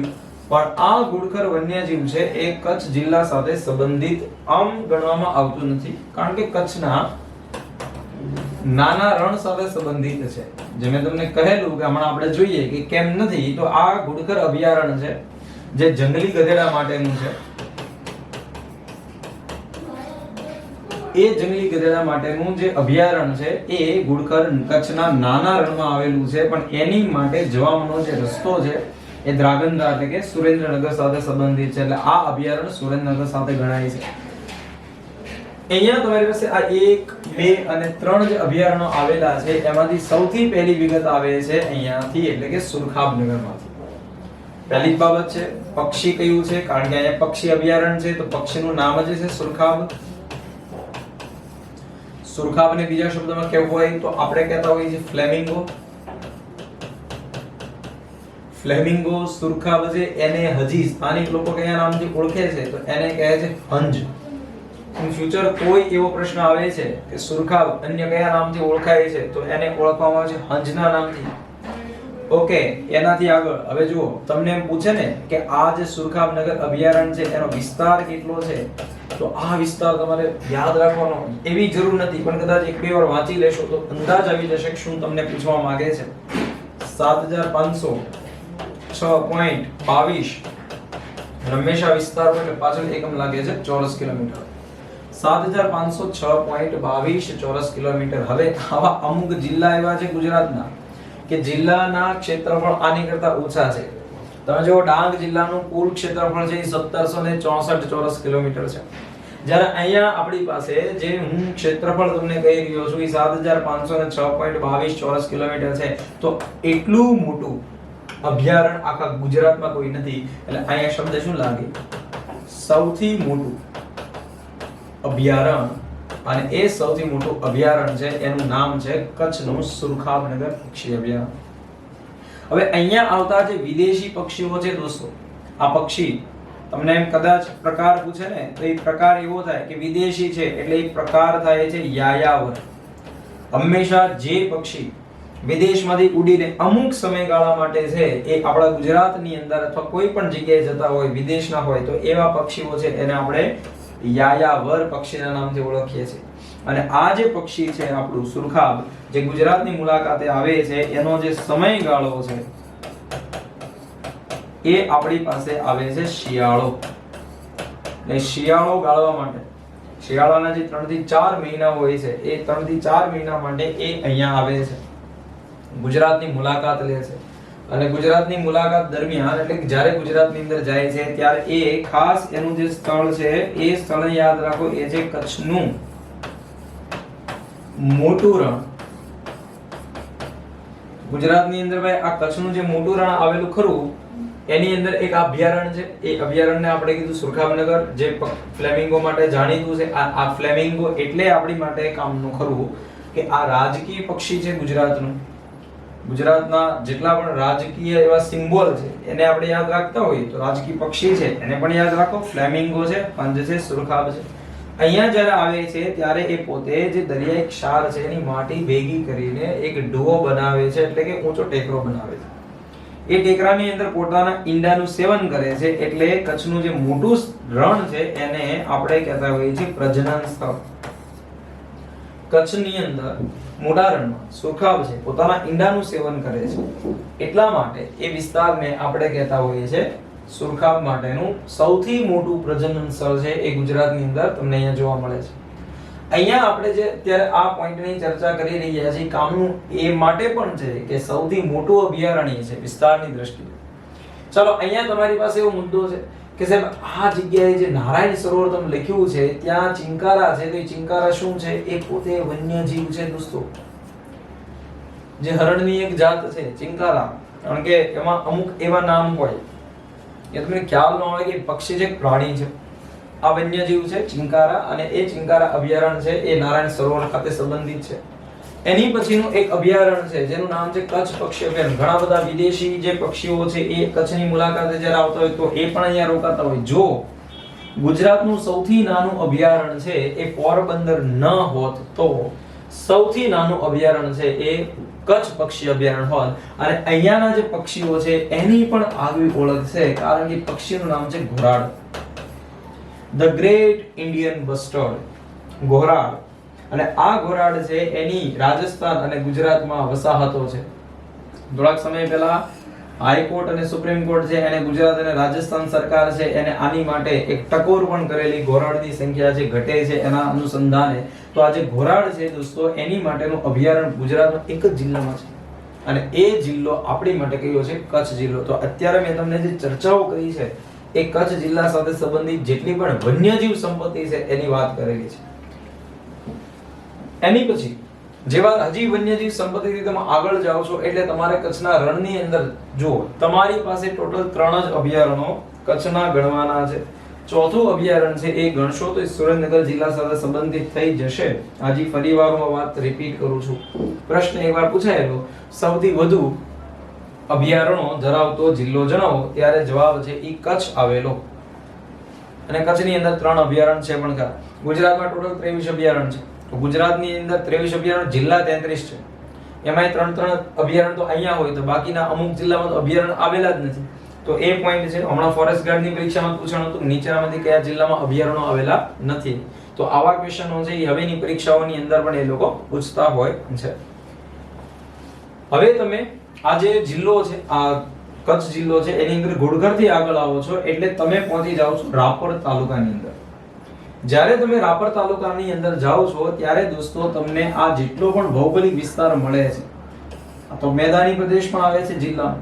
આ ભૌગોલિક પ્રદેશ કે જે કચ્છના મોટા રણ અને કચ્છના નાના રણ વચ્ચે આવેલો ભાગ છે એ આપણી માટે વાગડ પ્રદેશ છે. આ પ્રશ્ન પૂછાયેલો છે અને અવારનવાર પૂછાયેલો છે, આગળની પરીક્ષામાં પણ પૂછાશે કે કચ્છના મોટા રણ અને કચ્છના નાના રણની વચ્ચે આવેલો ભૌગોલિક પ્રદેશ છે ને કયા નામથી ઓળખાય છે? ભાઈ વાગડ પ્રદેશ કહેવાય એને. જે ઉમાશંકર જોશી છે એ પોતે જે પંક્તિ લખે છે શિયાળે સોરઠ ભલો ઉનાળે ગુજરાત, ચોમાસે વાગડ ભલો અને કચ્છડો ભારે માસ. તો એ કચ્છડો ભારે માસ અને વાગડ પ્રદેશ છે એનો ઉલ્લેખ છે એ પોતાની જે પંક્તિ છે એમાં પણ થાય છે દોસ્તો. તો આ વાગડ પ્રદેશ રાપર તાલુકા સાથે સંબંધિત છે. અને આ એ જ વાગડ છે કે જ્યાં તમને એક ડુંગરાળ પ્રદેશ જોવા મળે જેને આપણે કહેતા હોઈએ છીએ કંથકોટ. ઇતિહાસ તમે જ્યારે ભણ્યા હોય ત્યારે તમારા મગજની અંદર એક વાત દ્વારા નાખવામાં આવેલી હોય કે કંથકોટનો એક ડુંગર છે, આ ડુંગરની ઉપર એક કિલ્લો છે, એ કિલ્લાને કહેવાય છે કંથકોટનો કિલ્લો. તો ગુજરાતનો આ જે કંદકોટનો કિલ્લો ખરો દોસ્તો, એની ઉપર એની અંદર જે કિલ્લાની અંદર ભીમદેવ સોલંકી પ્રથમ છે એને મોહમ્મદ ગજનીના આક્રમણ સમય અમુક સમય માટે આશરો લીધેલો એ કંદકોટનો ડુંગર પણ આ રાપર એટલે કે આ વાગડના જે મેદાનો છે એ વાગડના મેદાનો સાથે સંબંધિત છે. આ પણ તમારો એક જીકે નો પોઈન્ટ છે. તો હવે એનાથી આગળ વધીએ અને આ જેટલો પણ ભાગ રાપર થી લઈને કચ્છના રણ સુધીનો છે એનું શું જીકે છે અથવા એના શું ભૂગોળના પોઈન્ટ છે, એની સાથે સંબંધિત શું ઇતિહાસ છે, એમ આગળ આપણે ધીમે ધીમે વન બાય વન ટોપિક છે એમાં જતા જઈએ.